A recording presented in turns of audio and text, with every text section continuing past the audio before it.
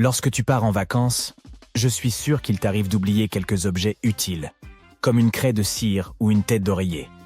J'ai rassemblé les meilleurs conseils de voyage pour te permettre de passer des vacances inoubliables. Tu dois bien réfléchir à la date à laquelle tu prévois de partir quelque part. Si tu disposes d'une certaine marge de manœuvre, ne pars pas en juillet. Il n'est pas nécessaire de voyager pendant la haute saison.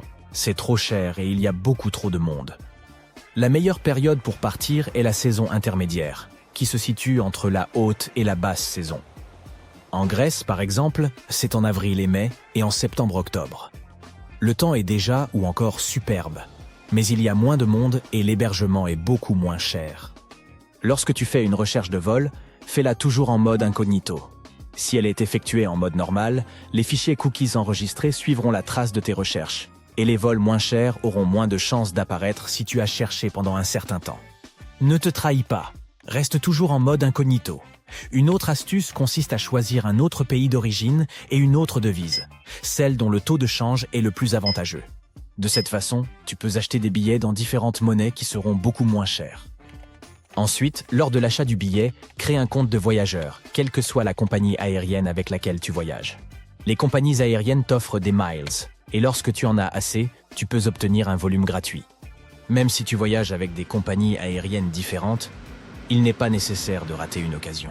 Et oui, ne te débarrasse pas de ton billet d'avion après le voyage, tant que tu n'as pas vu que tes miles ont été comptabilisés sur ton compte de voyageur. De même, si tu dois annuler un billet non remboursable, ne l'annule pas et ne te présente pas. Si quelque chose arrive et que le volume est annulé, tu seras remboursé car personne ne savait que tu n'allais pas prendre l'avion de toute façon. Quant au choix des sièges, si tu voyages avec quelqu'un, ne choisis pas les sièges les plus proches l'un de l'autre. Garde le siège du milieu entre vous, et il y aura plus de chances qu'il ne soit pas réservé, à moins que l'avion ne soit plein. Si tu as de la chance, tu auras 3 sièges pour toi. Mais si tu finis par avoir un voisin, tu peux simplement lui demander d'échanger sa place avec l'un d'entre vous pour que vous puissiez vous asseoir l'un à côté de l'autre avec la personne avec qui tu voyages. La plupart des gens seront ravis de changer de place. Si tu as une longue escale, utilise-la à ton avantage. Les escales de 6 heures ne sont pas cool. Trop longues pour se détendre dans l'aéroport, mais trop courtes pour en sortir. Dans ce cas, mieux vaut opter pour des escales plus longues et les utiliser pour explorer la ville avant votre prochain volume. Si tu réserves un hôtel, adhère toujours à son programme de fidélisation. Comme pour les billets d'avion, cela ne te coûtera rien, mais tu seras traité comme un invité spécial. De même, lors de l'enregistrement, demande un surclassement. Pour un même prix, tu pourrais bénéficier d'une meilleure chambre. N'oublie pas d'informer l'hôtel de toute occasion spéciale, lune de miel, anniversaire, etc. Tu obtiendras probablement des avantages de la part du personnel de l'hôtel. Même si les sites web de recherche d'hôtels sont agréables à utiliser, une fois que tu as choisi l'hôtel, appelle-le directement pour faire la réservation. Les sites web prélèvent des frais pour l'affichage des offres, de sorte que toutes les offres qui y figurent sont plus chères. En appelant directement l'hôtel pour réserver une chambre, tu l'obtiendras à moindre coût. Mais ne te sens pas limité par les hôtels. Les Airbnb sont une excellente option et il est souvent possible de trouver des endroits luxueux pour pas cher. Par ailleurs, si tu n'as pas peur des auberges de jeunesse, elles peuvent aussi être intéressantes. Tu peux rencontrer des voyageurs d'autres pays et te lier d'amitié avec eux, et peut-être même séjourner chez eux si tu te rends dans leur pays. Passons maintenant à la préparation des bagages. Tout d'abord, fais toujours une liste de contrôle de tes bagages et garde-la sur ton téléphone. Il est difficile de se souvenir de tout, ceux dont on a besoin immédiatement, alors prépare la liste sur quelques jours et ajoute des éléments dès que tu t'en souviens. De cette façon, tu n'oublieras rien d'important. Pour faire entrer plus de choses dans ta valise, roule tes vêtements. Ils prendront ainsi moins de place. Enroule tous les shampooings et autres produits qui peuvent déborder dans un bonnet de douche. Ainsi, même si quelque chose explose, tout ce qui se trouve à l'intérieur sera protégé. Utilise également des cubes d'emballage. Ils permettent de tout organiser et de gagner beaucoup de place. Apprends à classer tes affaires de manière efficace. Une boîte tic-tac peut être un bon moyen de ranger les épingles à cheveux qui seront ainsi toujours à leur place. Utilise une carabine pour garder toutes les attaches de cheveux ensemble. As-tu emporté une tête d'oreiller? Tu devrais. Elle ne prend pas beaucoup de place, mais au cas où tu serais mal à l'aise en voyage, tu peux simplement remplir la tête d'oreiller avec quelques vêtements. Voilà, tu t'es procuré un oreiller. Mais également une feuille de séchage dans ta valise. Ainsi, tes vêtements sentiront bon même pendant les longs voyages. N'oublie pas de faire une copie de ton passeport et de la garder dans ton portefeuille, au cas où. Tu peux aussi en avoir une copie scannée sur le cloud. Un autre objet utile à conserver est un bloc d'alimentation. Les prises de courant dans les aéroports et les avions ne fonctionnent pas toujours. Prends aussi une craie de cire. Elle te sera utile si tu as besoin d'écrire quelque chose. Les stylos ne fonctionnent pas bien dans les avions à cause de la pression de l'air. Et les crayons se cassent. Une craie de cire sera toujours là pour toi. De même, il serait bon d'avoir une pince à linge. Tu sais, quand tu arrives et que tu veux éviter que ta brosse à dents ne touche les comptoirs, si tu attaches la pince à linge à la brosse à dents, elle peut servir de support. Un autre petit objet utile est la pince à pain. Ces pinces ont tellement de fonctions, tu peux l'utiliser comme marque-page, l'attacher à l'extrémité d'un rouleau de ruban adhésif ou maintenir en place tes cordons enroulés. Mais le plus important, c'est qu'elle est indispensable pour tes tongs. La partie en forme de V finit souvent par se détacher de la chaussure. Pour éviter cela, il suffit de glisser la pince à pain sous la partie inférieure. Elle servira de stopper et tes tongs dureront. Comment s'habiller? Bien sûr, le confort est la première priorité. Les pantalons de survêtement et les leggings sont bien plus confortables que les jeans. Une veste confortable te permettra de ne pas avoir froid. Une écharpe à franges est également utile. Elle est chic et se transforme en couverture. Veille également à porter des chaussettes de compression. Elles t'éviteront de te sentir enflé pendant le voyage. Un autre élément important de ta tenue pourrait être un casque anti-bruit. Celui-ci changera la donne s'il y a un petit être humain qui crie dans l'avion. Dernière astuce, marque tes bagages comme fragiles, même s'il n'y a rien de fragile dedans. Ainsi, ils seront mieux traités et ils sortiront dans le premier lot après le volume. La plupart des gens dorment ou consultent leur téléphone lorsqu'ils voyagent. Mais certains voyageurs peuvent même jouer à des jeux de société. Mais si tu dois lancer un dé, il y a un problème.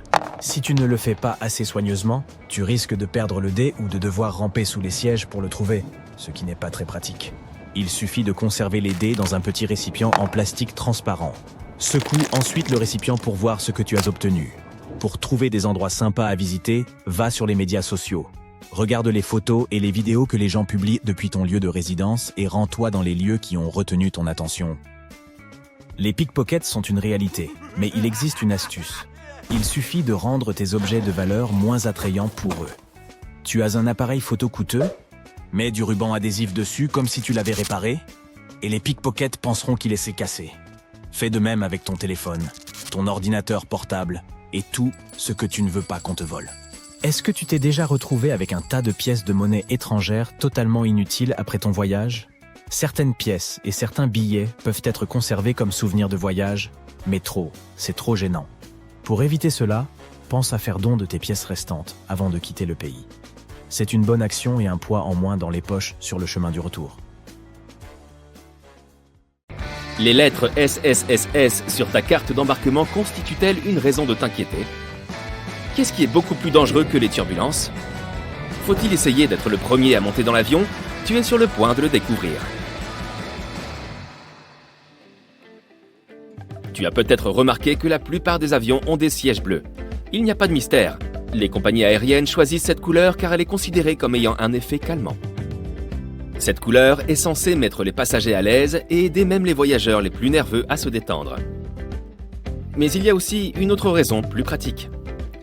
Les taches, la saleté et les traces sont moins visibles sur un tissu bleu foncé. Ne jette jamais ta carte d'embarquement dans un lieu public. Elle contient des tonnes d'informations sensibles te concernant, notamment ton nom et ton numéro de voyageur fréquent. Ces informations peuvent permettre à quelqu'un d'autre de consulter tes futures réservations, de changer ton siège, voire d'annuler tes vols. La meilleure façon de gérer la carte d'embarquement d'un vol que tu as déjà pris est donc de l'emporter chez toi et de la passer dans une broyeuse à papier. À propos, si tu vois les lettres SSSS ou S sur ta carte d'embarquement, prépare-toi à des contrôles de sécurité supplémentaires. Au lieu de ces lettres, il peut y avoir un motif damier. Quoi qu'il en soit, si tu as l'une de ces marques, ton bagage à main peut également subir une inspection approfondie. Mais pourquoi pourrait-il te choisir toi pour un contrôle secondaire? Certains de ces critères sont de faire une réservation pour un aller simple ou de payer ton billet en espèces. Dans certains cas, la sélection est aussi totalement aléatoire. Regarde, ta porte est ouverte et l'embarquement a commencé. Attends, où vas-tu en courant? Inutile de te dépêcher. L'astuce des globetrotters expérimentés est de toujours embarquer en dernier. D'abord, tu ne perds pas de temps à faire la queue. Ensuite, il y a moins de gens sur la passerelle et dans l'allée. Et tu passes finalement moins de temps dans l'avion. De toute façon, personne ne va prendre ta place, tu sais. Cependant, il y a une exception. Si tu as un bagage à main volumineux, il peut être plus judicieux de ne pas embarquer en dernier. Sinon, il y a de fortes chances que tout le compartiment à bagages soit occupé avant que tu arrives à ton siège. Ton bagage pourrait alors se retrouver dans une autre partie de l'avion et tu devras attendre que les autres passagers débarquent avant de pouvoir le récupérer. Flûte! Avant le décollage et l'atterrissage, les agents de bord actionnent généralement un petit interrupteur sur la porte des toilettes. Cela l'empêche de s'ouvrir quand elle n'est pas censée le faire. Avec la même facilité, un agent de bord peut ouvrir la porte lorsque quelqu'un se trouve à l'intérieur. Il suffit de soulever le panneau toilette et de mettre la poignée en position déverrouillée. Les pilotes ne se soucient pas franchement des turbulences. C'est parce qu'ils savent qu'il existe une chose bien plus dangereuse que n'importe quelle turbulence. Les courants ascendants. Dans la plupart des cas, les turbulences te font chuter de quelques mètres seulement, même si tu as l'impression de tomber de l'Empire State Building. Si la turbulence est suffisamment forte pour que les pilotes demandent aux hôtesses de l'air de s'asseoir, l'avion peut descendre de 3 à 6 mètres. Mais en fait, les turbulences les plus extrêmes et les plus violentes sont très rares. Un courant ascendant, lui, est une grande masse d'air, faisant partie d'une tempête ou d'un autre phénomène météorologique qui se déplace vers le haut. Or, les pilotes ne voient pas les courants ascendants sur leur radar la nuit. Et lorsqu'un avion en rencontre un, c'est comme s'il roulait sur un énorme dodane à 800 km/h. Un courant ascendant est également extrêmement dangereux, car il peut pousser un avion vers le haut à des altitudes dangereuses. Les avions modernes sont équipés d'un système spécial qui détecte les autres avions, les montagnes et différents objets solides sur leur trajectoire. À 16 km d'un autre avion, et une voix dans le cockpit commence à répéter « Trafic, trafic ». 8 km de plus, et la même voix commence à donner des instructions aux pilotes. Les avions peuvent fonctionner avec un seul moteur, même pendant le décollage et l'atterrissage. Une panne simultanée des deux moteurs est presque impossible à imaginer. Mais dans ce cas, un avion ne tomberait pas du ciel comme une pierre. Les pilotes auraient jusqu'à 20 minutes pour trouver un endroit approprié pour atterrir. La façon dont la cabine est pressurisée a un effet important sur tes papilles gustatives. Tu perds jusqu'à 30% de ta capacité à goûter les choses sucrées et salées. En d'autres termes, ce n'est pas que les aliments servis dans les avions ne sont pas goûteux, mais tu ne ressens pas leur saveur. C'est aussi la principale raison pour laquelle les sociétés de catering des compagnies aériennes ajoutent du sel et des épices aux plats qu'elles préparent. Mais tu sais ce qui pourrait t'aider ? Des écouteurs anti-bruit. Pour une raison mystérieuse qui a probablement une explication scientifique, le fait de couper tout le bruit environnant peut aider tes papilles gustatives. Chacun de ces dings que tu entends pendant le vol a aussi sa propre signification. Dans la plupart des compagnies aériennes, un boom peu après le décollage indique que le train d'atterrissage est en train de se rétracter.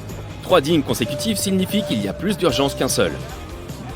Une sonnerie aiguë informe les membres de l'équipage que leurs collègues ont besoin d'eux dans une autre partie de l'avion. 3 sonneries basses signifient qu'il y a de sérieuses turbulences à venir. Les membres de l'équipage sont censés ranger les chariots de repas, prendre place et attacher leur ceinture.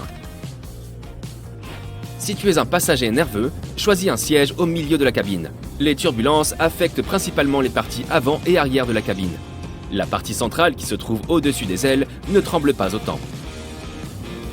Les pilotes et les copilotes prennent des repas différents. La raison de cette précaution est très simple. Imagine que les 2 pilotes mangent le même plat et qu'ils aient une intoxication alimentaire. Dans ce cas, aucun des deux ne sera capable de contrôler l'avion. S'ils veulent toujours avoir le même plat et ne veulent pas accepter de prendre autre chose, il y a un filet de sécurité. Les pilotes ne prennent pas leur repas en même temps. Si un pilote a mangé le plat et se sent toujours bien plusieurs heures plus tard, l'autre pilote peut lui aussi prendre son repas. Que dirais-tu si on te demandait quel est l'endroit le plus dégoûtant dans un avion ? Non, ce n'est pas le siège des toilettes. Ce n'est même pas dans les toilettes. Les hôtesses de l'air recommandent de faire particulièrement attention aux appuis-têtes, aux pochettes des sièges, aux tablettes et aux ceintures de sécurité. Des expériences ont montré qu'un tiers de toutes les ceintures de sécurité sont couvertes de champignons et de moisissures. La plupart des tablettes sont couvertes de bactéries. Les poches des sièges sont également très sales. Mais les appuis-têtes sont les plus sales de tous. Dans la plupart des cas, les agents de bord n'ont pas le temps de les changer ou de les désinfecter entre les vols. Si le commandant de bord annonce qu'il est en train de terminer des formalités administratives, cela signifie qu'il est occupé à réviser l'itinéraire du vol ou à attendre que le personnel au sol prépare le carnet de vol. Il s'agit d'un journal qui contient le compte-rendu officiel d'un voyage. Certains avions, en particulier les longs courriers, disposent de chambres secrètes où les membres d'équipage peuvent se reposer. Ces chambres, appelées compartiments de repos de l'équipage, sont situées à l'arrière de l'avion ou derrière le cockpit. Un tel compartiment peut compter jusqu'à 10 lits confortables où les agents de bord peuvent se reposer. Les fenêtres de l'avion sont fabriquées en plexiglas super résistant qui peut supporter facilement des vitesses élevées. Les vitres ont une forme spéciale, de sorte que la pression élevée à l'intérieur de la cabine les pousse contre le fuselage de l'avion. En d'autres termes, les fenêtres d'avion ont vraiment très peu de chances de se casser. Autrefois, les fenêtres d'avion étaient carrées, mais la pression s'accumulait dans les coins de ces fenêtres, ce qui en faisait des points faibles par excellence. Cela signifie que chaque fenêtre carrée avait 4 points faibles. Ils étaient donc susceptibles de s'écraser sous l'énorme pression des hautes altitudes. Heureusement, la conception de fenêtres d'avion incurvées a résolu ce problème une fois pour toutes. Cette forme répartit la pression et réduit la probabilité de fissure ou de tout autre dommage. Les avions sont régulièrement frappés par la foudre, au moins une fois par an ou une fois par 1000 heures de vol. De nos jours, c'est totalement sûr. La charge électrique traverse simplement la coque en aluminium de l'avion. Elle ne cause aucun dommage à l'avion. Mais savais-tu que les avions ne sont pas seulement frappés par la foudre, mais qu'ils la déclenchent également ? Lorsqu'un avion traverse un nuage, la friction entre son fuselage et l'air crée de l'électricité statique. Et parfois, cela peut provoquer des éclairs. La plupart des aéroports sont équipés de cuisines géantes où les repas destinés aux passagers sont préparés pour différentes compagnies aériennes. Et comme ces ô combien délicieux repas doivent être concoctés environ 6 à 10 heures avant chaque vol, les cuisines doivent travailler 24 heures sur 24, 7 jours sur 7. De plus, le menu de ton vol est généralement conçu jusqu'à 1 an en avance. C'est une pratique courante pour la plupart des compagnies aériennes, car chaque ingrédient compte et elles font très attention à ce qu'elles dépensent. Par exemple, American Airlines a réussi à économiser $40 000 par an à partir de 1987 en retirant une seule olive dans chacune des salades servies sur ses vols. Si tu as une longue escale entre 2 vols, te rendre à l'hôtel le plus proche pour te reposer n'est peut-être pas toujours l'option la plus économique. Il y a une bien meilleure astuce. Vérifie si l'aéroport ou la compagnie aérienne vante un accès de 24 heures dans son lounge ou son salon VIP. Dans la plupart des cas, tu y trouveras des collations et des boissons gratuites, mais tu pourras aussi utiliser des cabines de douche gratuites et des chambres pour te reposer à un prix très abordable. Il existe un terme pour désigner les 60 premières minutes qui suivent l'enregistrement, l'heure dorée. C'est le moment où les passagers dépensent statistiquement le plus d'argent dans les magasins et les zones duty-free des aéroports. Et installer les sièges les plus confortables dans ces zones situées juste en face des magasins est une astuce pour te pousser à faire du shopping. Quand on est assis sur un siège confortable devant une enseigne ou une belle vitrine, on est vite tenté. Si tu as toujours voulu savoir ce qui arrive à tes bagages pendant que tu es à bord de ton avion, la réponse courte est que le personnel de l'aéroport n'en sait pas plus que toi. Car une fois que tu as quitté leur zone de compétence, ils ne se soucient plus vraiment de ta valise. Désolé. Les bagages sont triés automatiquement. Des machines scannent les codes barres et font le tri en fonction de la destination. Les 3 tâches des préposés aux bagages d'un aéroport sont 1. De faire passer tes sacs de la zone d'enregistrement à la porte d'embarquement. 2. De les faire passer d'une porte à l'autre lorsque tu as une correspondance. Et 3. De faire passer tes sacs de l'avion à la zone de retrait des bagages. Et c'est tout. Donc si ton bagage n'avance pas assez vite, il pourra être en retard pour ta correspondance. Ou à l'inverse, ton sac pourra arriver à ta destination avant toi si tu es coincé au contrôle des passeports. Un autre problème peut survenir si tu oublies de déchirer les vieux autocollants indiquant une destination différente. Dans ce cas, le scanner pourrait envoyer ton bagage dans le mauvais pays. Tu arrives à l'aéroport, impatient de passer quelques semaines loin du travail et de tes problèmes quotidiens. Tu gares ta voiture sur le parking, puis tu découvres que ça va te coûter une petite fortune de laisser ton véhicule sur place pendant tes vacances. Mais pourquoi est-ce si cher ? En fait, le parking d'un aéroport est une entreprise comme une autre. Le terrain sur lequel ces parkings sont construits, la construction du parking lui-même, l'entretien de l'ensemble une fois qu'il est en service, tout cela coûte une belle somme d'argent. Et il faut bien que quelqu'un paie pour cela, bien sûr. De plus, il n'y a rien de plus pratique que de pouvoir se garer juste à côté d'un aéroport. Et ce privilège ajoute encore au coût final. Si tu ne souhaites pas dépenser une telle somme pour un peu de confort supplémentaire, mieux vaut prendre un taxi. On prend souvent les traînées de condensation que les avions produisent à haute altitude pour des gaz d'échappement, mais la plupart du temps, il ne s'agit que de vapeur d'eau. Pendant un vol, l'humidité de l'air s'accumule dans les moteurs avant d'être évacuée. L'air chaud et humide qui sort des moteurs se mélange à l'air frais et sec présent dans les hauteurs, ce qui donne ces longues et fines traînées blanches. C'est l'humidité qui détermine la formation de ces traînées de condensation ainsi que leur persistance. S'il fait déjà humide là-haut, alors il y a davantage d'eau et les traînées de condensation sont plus visibles. Et s'il fait froid, les gouttelettes peuvent se transformer en glace et la traînée persiste beaucoup plus longtemps. Si quelqu'un parvenait à ouvrir la porte d'un avion en plein vol, il serait immédiatement aspiré hors de l'appareil par le changement soudain de pression. Cela pourrait également causer de graves dommages à l'avion lui-même. Heureusement, c'est presque impossible. La porte d'un avion de ligne s'ouvre vers l'intérieur et la pression de la cabine la pousse vers l'extérieur. La différence de pression entre l'intérieur et l'extérieur rend impossible l'ouverture de la porte. Il peut sembler étrange que le personnel de bord se soucie de savoir si les volets de tes hublots sont relevés ou baissés. C'est principalement pour que les yeux des passagers puissent s'adapter à la luminosité extérieure. La plupart du temps, c'est simplement pour faire en sorte que les passagers embarquent et débarquent le plus rapidement possible. Mais en cas d'urgence, il est important que les passagers n'aient pas à s'habituer à la lumière avant de pouvoir évacuer l'avion. L'autre raison pour laquelle les volets doivent demeurer ouverts lorsque l'avion est sur le point de décoller ou d'atterrir, c'est que l'équipe au sol doit être en mesure de voir s'il y a un problème à bord. Par exemple, s'il y a un incendie dans la cabine, cette équipe le remarquera immédiatement et agira au plus vite. Si les volets sont abaissés, ils risquent de ne pas voir ce qui se passe et mettront plus de temps à secourir les passagers et l'équipage. Tu as déjà remarqué les chiffres au bout de la piste de décollage ? Ils sont utilisés pour que les pilotes sachent dans quelle direction se trouve leur avion.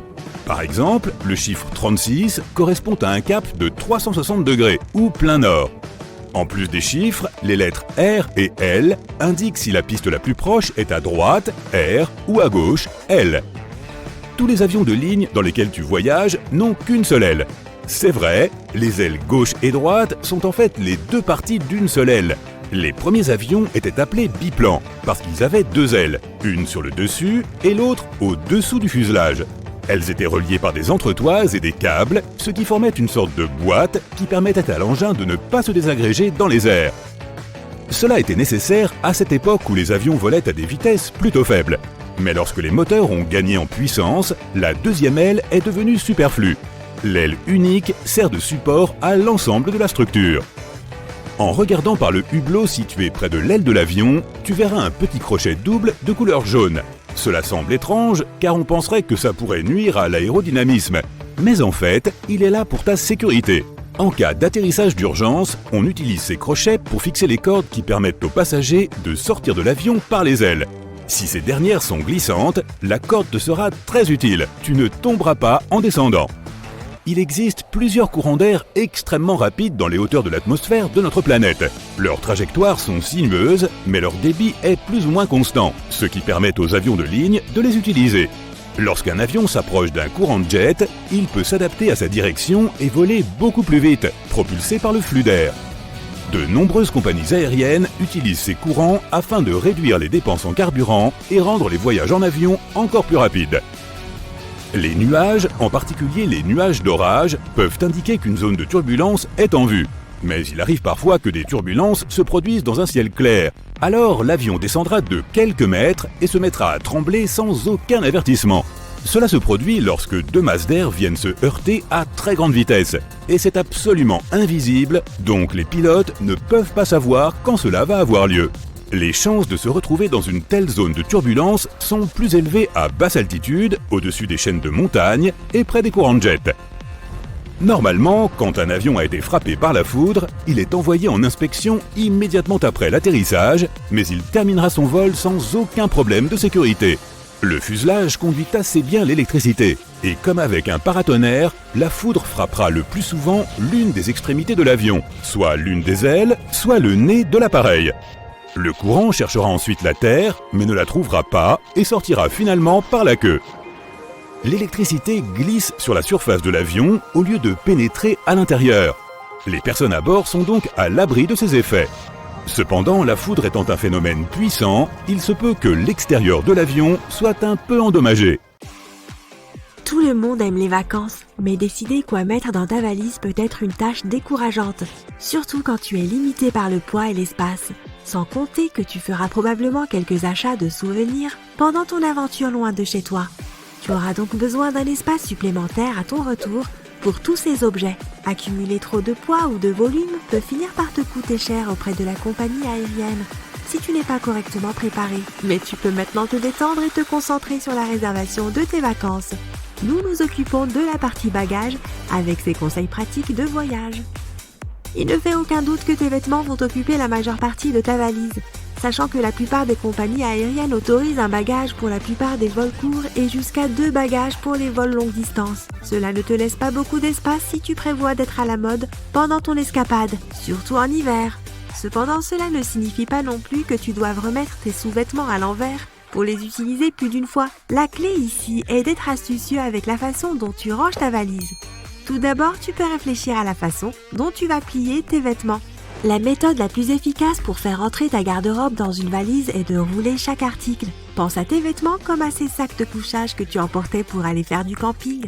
Ils semblaient toujours trop épais pour leur housse compacte, mais avec de la persévérance, tu réussissais à les enrouler suffisamment serrés pour qu'ils tiennent à l'intérieur. Tu n'as même pas besoin de forcer autant avec tes vêtements, mais le même principe s'applique ici. Commence par plier soigneusement tes chemises, tes pantalons et tout ce que tu prévois d'emballer, comme tu pourrais les trouver dans un magasin de vêtements. Puis lorsque tu les as mis dans une forme relativement rectangulaire ou carrée, roule-les bien serrés. Maintenant que tu as tes petites bûches de vêtements, commence à les emballer dans ton sac. Et voilà, tu as de l'espace supplémentaire. Voici une expérience que nous avons tous vécue en arrivant sur notre lieu de vacances.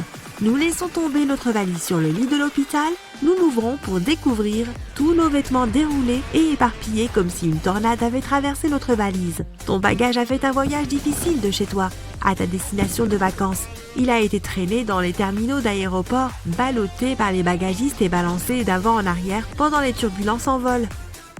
Un simple article de papeterie qui n'est autre que les élastiques t'aidera à garder tes vêtements bien rangés. Maintenant que tu les as enroulés, mets quelques élastiques tout autour pour les empêcher de se déplier. Voici une astuce particulièrement utile si tu veux rouler une tenue en un seul morceau. Tu as peut-être un ensemble en jean que tu as hâte de porter lors de ton escapade. Plie tes vêtements comme précédemment, puis superpose les différents éléments de ta tenue idéale. Roule-les comme un tout, puis utilise les élastiques pour les maintenir ensemble. Tu peux prévoir tes tenues de chaque jour avant même de monter dans l'avion. Toutefois, tu préfères peut-être plier certains vêtements, surtout les chemises élégantes et les pantalons de travail. Heureusement pour toi, nous avons une astuce pour cela aussi. Au lieu de plier chaque article individuellement, étale-les tous les uns sur les autres. Commence par tes chemises et tes hauts en alternant un à l'endroit et un à l'envers et en gardant le col de tes chemises au centre. Passe ensuite aux pantalons et aux articles plus petits jusqu'à ce qu'ils soient tous disposés à plat. Essaye de garder tes pantalons au milieu. Enfin, commence à plier tes articles sur eux-mêmes, les chemises créant la couche extérieure jusqu'à ce que tu obtiennes un joli paquet soigné comme un cadeau. Tu devrais pouvoir placer ton paquet bien droit dans ton sac. Tu veux gagner encore plus d'espace dans tes bagages? Au lieu de mettre tes sous-vêtements et tes chaussettes dans leur propre section, essaye de les placer dans les espaces et les interstices disponibles dans le reste de tes affaires. Si tu prévois d'emporter une casquette par exemple, l'intérieur de ton couvre-chef est un excellent espace pour ranger tes chaussettes. Cela s'applique aussi à d'autres petits articles, comme les chargeurs et les cravates. Mais n'oublie pas que tu peux aussi poser tes cravates et tes ceintures à plat sur les vêtements dans ta valise pour gagner de la place. Et si tu es vraiment limité par la taille du bagage, disons que tu n'as qu'un bagage à main pour un voyage de 2 semaines, voici une autre méthode. Procure-toi des sacs de compression pour ranger tes vêtements. Ces sacs permettent de compacter plusieurs ensembles de vêtements dans la taille d'une petite pochette d'ordinateur portable. Plie les vêtements que tu as l'intention d'emporter et range-les dans le sac de compression. Tu devrais pouvoir y mettre 8 à 10 vêtements standards ou quelques vêtements encombrants. Une fois que tu as rempli le sac, ferme-le et expulse l'air par la valve de pression unidirectionnelle intégrée. Le moyen le plus simple de le faire est de le rouler. Tu sais comment faire maintenant, ou d'appuyer dessus avec tes genoux. Tu devrais pouvoir faire entrer 2 à 4 de ces sacs de compression dans un bagage à main standard, ce qui est particulièrement utile si tu veux économiser de l'argent en évitant les bagages enregistrés. Tu peux emporter encore plus de vêtements à bord avec toi si tu les mets dans une tête d'oreiller. Le plus beau dans cette astuce est que cela te servira aussi d'oreiller confortable sur lequel tu peux reposer ta tête pendant le vol. Si tu as un peu plus d'espace à disposition, les cubes d'emballage sont un autre excellent moyen de garder tes affaires organisées. Ce n'est peut-être pas aussi efficace en termes d'espace que les sacs de compression, mais beaucoup de voyageurs les préfèrent à un emballage plus ordonné. Tu peux les diviser par tenue ou type de vêtements, par exemple un pour les pantalons et un pour les hauts. Tu peux facilement acheter des cubes d'emballage sur la plupart des sites de vente en ligne et dans les magasins de voyage et de camping. Il existe aussi des cubes d'emballage spécialement conçus pour une ou plusieurs paires de chaussures. C'est un excellent moyen de compacter l'espace que tes chaussures prendraient autrement dans tes bagages et d'empêcher tes vêtements propres d'entrer en contact avec elles. Personne ne souhaite que ses vêtements sentent les pieds, n'est-ce pas ? Si tu as encore du mal à emporter tous tes articles dans ta valise, il existe quelques autres astuces que tu peux utiliser pour obtenir ce petit espace supplémentaire sans coût additionnel. La plus évidente est d'utiliser ton propre corps avec la technique des couches. Choisis tous les articles encombrants et porte-en autant que tu peux sur toi. Tu peux essayer de porter un short sous ton pantalon ou plusieurs couches de tes vêtements d'hiver, comme ton pull, ta veste et ton manteau superposés les uns sur les autres. Tu vas peut-être transpirer un peu, mais la plupart des aéroports et des avions sont bien climatisés et tu peux toujours te débarrasser de quelques couches une fois que tu as embarqué dans l'avion. Au moins, tu auras des vêtements chauds dans lesquels te blottir si tu as froid pendant le vol. Si tu ne veux pas porter toutes ces couches, il existe un autre type de sac que tu peux emporter gratuitement dans l'avion. Procure-toi un ou plusieurs sacs duty free. Dans l'un des magasins de l'aéroport, tu peux même les garder pour la prochaine fois. Range tous tes articles supplémentaires dans ton sac duty free et emporte-le sur ton vol sans frais supplémentaires. Cela vaut aussi la peine de réfléchir au type de bagage que tu utilises et surtout à son poids. Beaucoup de gens oublient que le poids standard de 7 kg autorisé par la plupart des compagnies aériennes comprend le poids de leur bagage à vide. Or, ce bagage peut souvent peser jusqu'à 2 à 3 kg, soit une grande partie du poids autorisé rien que pour le contenant. Alors, quand tu achètes ton bagage, prends en compte son poids. En choisissant un sac plus léger, tu auras plus de poids pour les articles que tu veux emporter. Tiens-toi à certains de ces conseils pratiques et tu ne manqueras pas d'espace ni d'argent pour tes vacances. Bon voyage! De nombreux aéroports ont des moquettes dans leur zone d'embarquement. Ce petit élément de confort s'accompagne généralement de quelques autres. Des plafonds plus bas, des sièges confortables et un éclairage naturel agréable.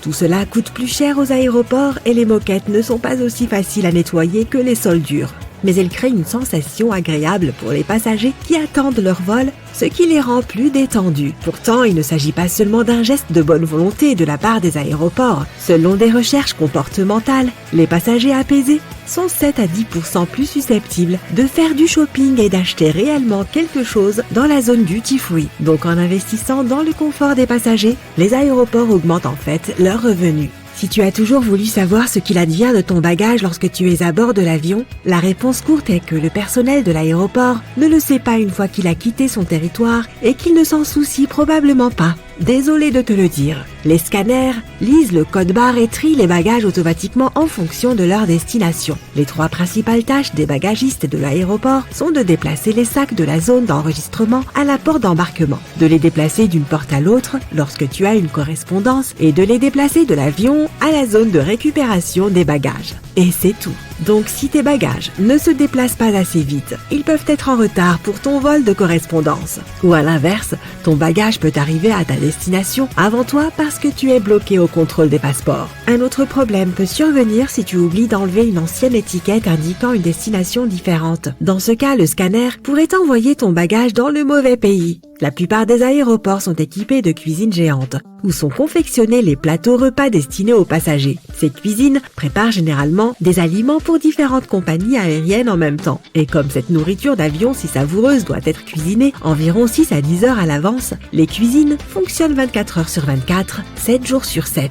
Et aussi surprenant que cela puisse paraître, le menu de ton vol est élaboré jusqu'à 1 an à l'avance. C'est une pratique courante pour la plupart des compagnies aériennes, car chaque ingrédient compte et fait augmenter les dépenses. D'ailleurs, fait intéressant, une compagnie aérienne a réussi à économiser 40 000 $ après avoir retiré une seule olive de chaque salade qu'elle servait sur ses vols. Le personnel de l'aéroport demande parfois aux passagers de se frotter les mains sur un morceau de tissu avant de le mettre dans une machine spéciale. Cela peut sembler bizarre, mais c'est totalement inoffensif. Il s'agit simplement d'un contrôle de routine effectué par une machine appelée atomiseur avant que leur journée de travail ne commence. Les employés mettent des échantillons de produits chimiques dangereux dans la machine. La machine mémorise ces odeurs et au cas où les mains d'une personne exhalent ces produits chimiques, elle alerte le personnel de l'aéroport. Tu as certainement déjà vécu ce qui suit. Tu arrives au contrôle de sécurité et soudain, il s'avère que tu as quelque chose d'interdit dans ton bagage à main. Mais ne t'inquiète pas, tous les objets saisis lors de l'inspection avant le vol peuvent être conservés à l'aéroport jusqu'à 3 mois. En plus de cela, tu as la possibilité de te les faire envoyer par courrier à n'importe quelle adresse. Les objets saisis par la sécurité et qui n'ont pas été réclamés peuvent aussi être vendus lors de ventes aux enchères spéciales et sont livrés dans le monde entier. Si tu as une longue escale entre 2 vols, aller à l'hôtel le plus proche pour te reposer n'est peut-être pas l'option la plus économique. Il y a une bien meilleure astuce. Vérifie si l'aéroport ou la compagnie aérienne vend un accès 24 heures sur 24 au salon VIP. Dans la plupart des cas, tu peux y trouver des collations et des boissons gratuites et utiliser des cabines de douche et des salles de repos gratuites à un prix très abordable. Dans les aéroports à plusieurs terminaux, recherche les passages souterrains reliant les terminaux que la plupart des gens ne connaissent peut-être pas. Par exemple, à l'aéroport de Francfort en Allemagne, il y a un tunnel piétonnier entre le terminal 1 et le terminal 2 qui est surtout utilisé par les employés car les passagers ne sont tout simplement pas au courant de son existence. Il existe un terme pour les 60 minutes qui suivent la fin de l'enregistrement, l'heure d'or. C'est le moment où statistiquement, les passagers dépensent le plus d'argent dans les magasins et les zones hors taxes de l'aéroport. Et le fait de placer les sièges les plus confortables de ces zones juste en face des magasins est une autre astuce pour t'attirer à faire du shopping. Admettons-le, s'asseoir dans un fauteuil confortable tout en regardant une enseigne ou une vitrine peut être tentant et c'est exactement ce que les aéroports veulent que tu ressentes. Si ton vol est surbooké et que tu ne peux pas prendre l'avion à l'heure prévue, ne te précipite pas pour accepter le premier bon qu'on te propose en guise de compensation. Normalement, les compagnies aériennes font monter les enchères jusqu'à ce qu'elles aient suffisamment de volontaires qui renoncent à leur place. Et si elles ne le font pas et que tu as été refusé involontairement, tu peux insister pour obtenir un remboursement en espèces à la place. En fonction du prix de ton billet et de l'heure de ton retard, tu pourrais avoir droit à un montant allant jusqu'à 1 300 €. La plupart des aéroports engagent des experts appelés profileurs. Ces personnes pratiquent ce qu'on appelle la spot ou technique d'inspection des passagers. Par observation, ils analysent soigneusement les expressions faciales, les gestes et le comportement afin de détecter les personnes suspectes. Leur travail consiste à remarquer les signes non-verbaux d'anxiété comme les personnes qui se mordent les lèvres, se démangent ou regardent beaucoup autour d'elles. Si un profileur remarque qu'une personne se comporte de manière étrange, il peut l'inviter à une inspection plus poussée durant laquelle il va l'interroger pour essayer d'en savoir plus sur elle. Les profileurs travaillent à la fois dans les halls principaux et au contrôle des passeports. La question typique qu'ils posent est: quel est le but de votre visite? Il vérifie ensuite la réaction de la personne à cette question. Peu importe à quel point un passager est réservé, s'il a quelque chose à cacher, les agents le découvriront grâce aux plus petits indices dans son attitude. Avant même que tes bagages ne montent dans l'avion, ils passent par 5 niveaux de sécurité. Et l'un d'entre eux, en plus de scanner le contenu, comprend un contrôle par un chien capable de renifler des produits chimiques dangereux. C'est bien connu, le nez d'un chien est bien plus puissant que celui de n'importe quel humain. En fait, les chiens distinguent les odeurs de 10 000 à 100 000 fois mieux que les gens. Pas étonnant que les aéroports profitent de ce super sens pour la sécurité et utilisent régulièrement ces chiens renifleurs pour détecter des substances suspectes. En plus, tu ne pourras même pas distinguer un chien de détection d'un chien normal. Contrairement aux chiens policiers, ceux qui travaillent dans les aéroports ne sont pas dressés pour effrayer ou intimider les gens. Les races de renifleurs les plus populaires sont les Golden Retriever, les Labradors et les Braques allemands. Charger ton téléphone à un endroit spécialement désigné peut sembler pratique, mais ce n'est pas forcément sans danger. Si la station de recharge ne te permet de brancher que ton cordon en USB, tu risques d'avoir un logiciel malveillant installé sur ton téléphone sans que tu t'en aperçoives. La seule façon sûre de charger ton téléphone ou ta tablette est de trouver une prise électrique murale et de l'utiliser avec ton propre chargeur. Il en va de même pour le Wi-Fi gratuit des aéroports. En dehors du fait que les aéroports te demandent le plus souvent de t'authentifier Quelqu'un peut facilement accéder à tes données lorsque tu utilises un hotspot Wi-Fi non protégé. Il est plus sûr d'utiliser tes données mobiles. Mais si tu dois absolument utiliser le Wi-Fi de l'aéroport, efface ou crypte toutes tes informations importantes sur ton appareil. Il peut être exaspérant de devoir sortir ton ordinateur portable de ta valise à chaque fois au contrôle de sécurité. Mais le personnel de l'aéroport a besoin de bien voir ton appareil pour s'assurer que rien n'est caché à l'intérieur. Sur l'écran d'un scanner à rayon X, un ordinateur portable ressemble à un objet semi-transparent avec un disque dur, un lecteur de CD et autres composants clairement visibles. Mais les agents de sécurité ne peuvent pas voir ce qui se trouve derrière certaines de ces pièces. Par exemple, une batterie dense est plutôt volumineuse. Les gens ont tendance à choisir la file de sécurité la plus proche d'eux. Si cette file s'avère être bondée, regarde simplement autour de toi après le contrôle des pièces d'identité et des billets. Tu verras peut-être un autre point de contrôle avec beaucoup moins de monde. Certains points de contrôle de l'aéroport sont situés aux confins du terminal et les passagers ne les remarquent pas. Faire une demande de pré-contrôle de sécurité peut être un grand gain de temps pour voyager à l'intérieur et à l'extérieur des États-Unis. Être membre de ce programme présente de grands avantages. Tout d'abord, le passage de la sécurité et du contrôle des passeports est plus rapide. Si tu as opté pour le pré-contrôle, tu n'auras pas à enlever tes chaussures, à retirer ta ceinture ou à placer des objets comme les liquides et ton ordinateur portable dans des bacs spéciaux. Si tu ne prends pas l'avion depuis ou vers les États-Unis, tu peux chercher des services similaires disponibles dans ton pays. Si tu voyages en classe économique, mais que tu n'aimes pas ça, d'ailleurs qui aime ça, enregistre-toi en ligne et vérifie les options de siège environ 4 jours avant ton vol. C'est à peu près à ce moment-là que les compagnies aériennes commencent à surclasser les sièges et tu pourrais obtenir un surclassement en classe d'affaires pour une somme modique ou parfois même gratuitement. Tu peux aussi demander un surclassement lorsque tu es déjà à l'aéroport. La plupart des gens oublient cette possibilité ou s'en moquent tout simplement. Alors, tente ta chance.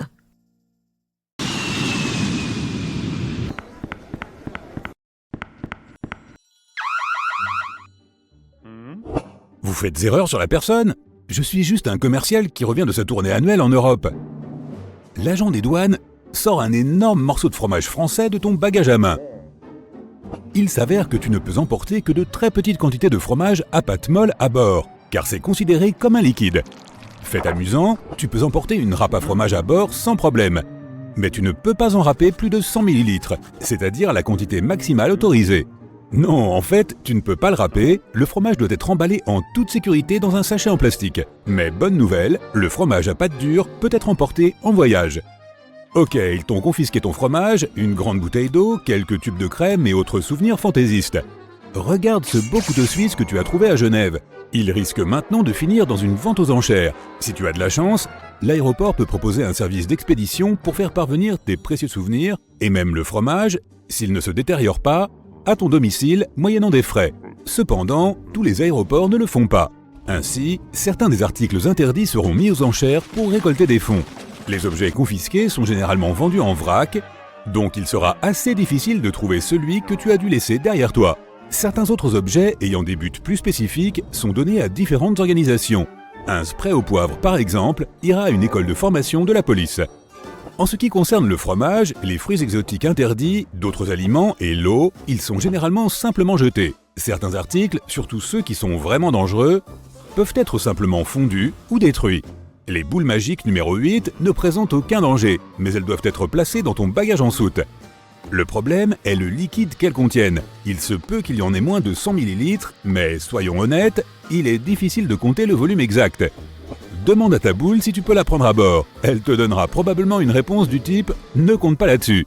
Les semelles en gel sont un peu dérangeantes à bord. Le problème est le même. Il est impossible de mesurer la quantité exacte de liquide. Donc pas de semelles en gel et pas de bougies en gel non plus. Le parfum et le vernis à ongles sont aussi proscrits. Il ne s'agit pas seulement de restrictions concernant les liquides à bord, mais aussi de règles d'étiquette. Certains passagers peuvent être tout simplement allergiques à leur odeur. De plus, ils sont inflammables. Quant au dissolvant pour vernis à ongles, opte pour une version sans acétone, car l'acétone est interdite dans les bagages à main. Quoi qu'il en soit, tu peux prendre une bouteille de parfum, à condition qu'elle ne soit pas trop grande, et que tu ne l'utilises pas à bord. Il serait dommage de devoir jeter un flacon entier à la poubelle avant l'embarquement. Tu peux quand même te faufiler dans l'avion avec plus de 100 ml de ta crème préférée en prétendant qu'il s'agit d'un médicament dont tu as vraiment besoin. Mais tu dois en informer l'aéroport au préalable. C'est un peu tordu, mais ça fonctionne. Parfois. Au cas où tu aurais besoin de vérifier ta température corporelle à bord, assure-toi que ton thermomètre est électronique. Ceux au mercure sont strictement interdits. Qui va ramasser toutes les billes de mercure si tu le laisses tomber accidentellement?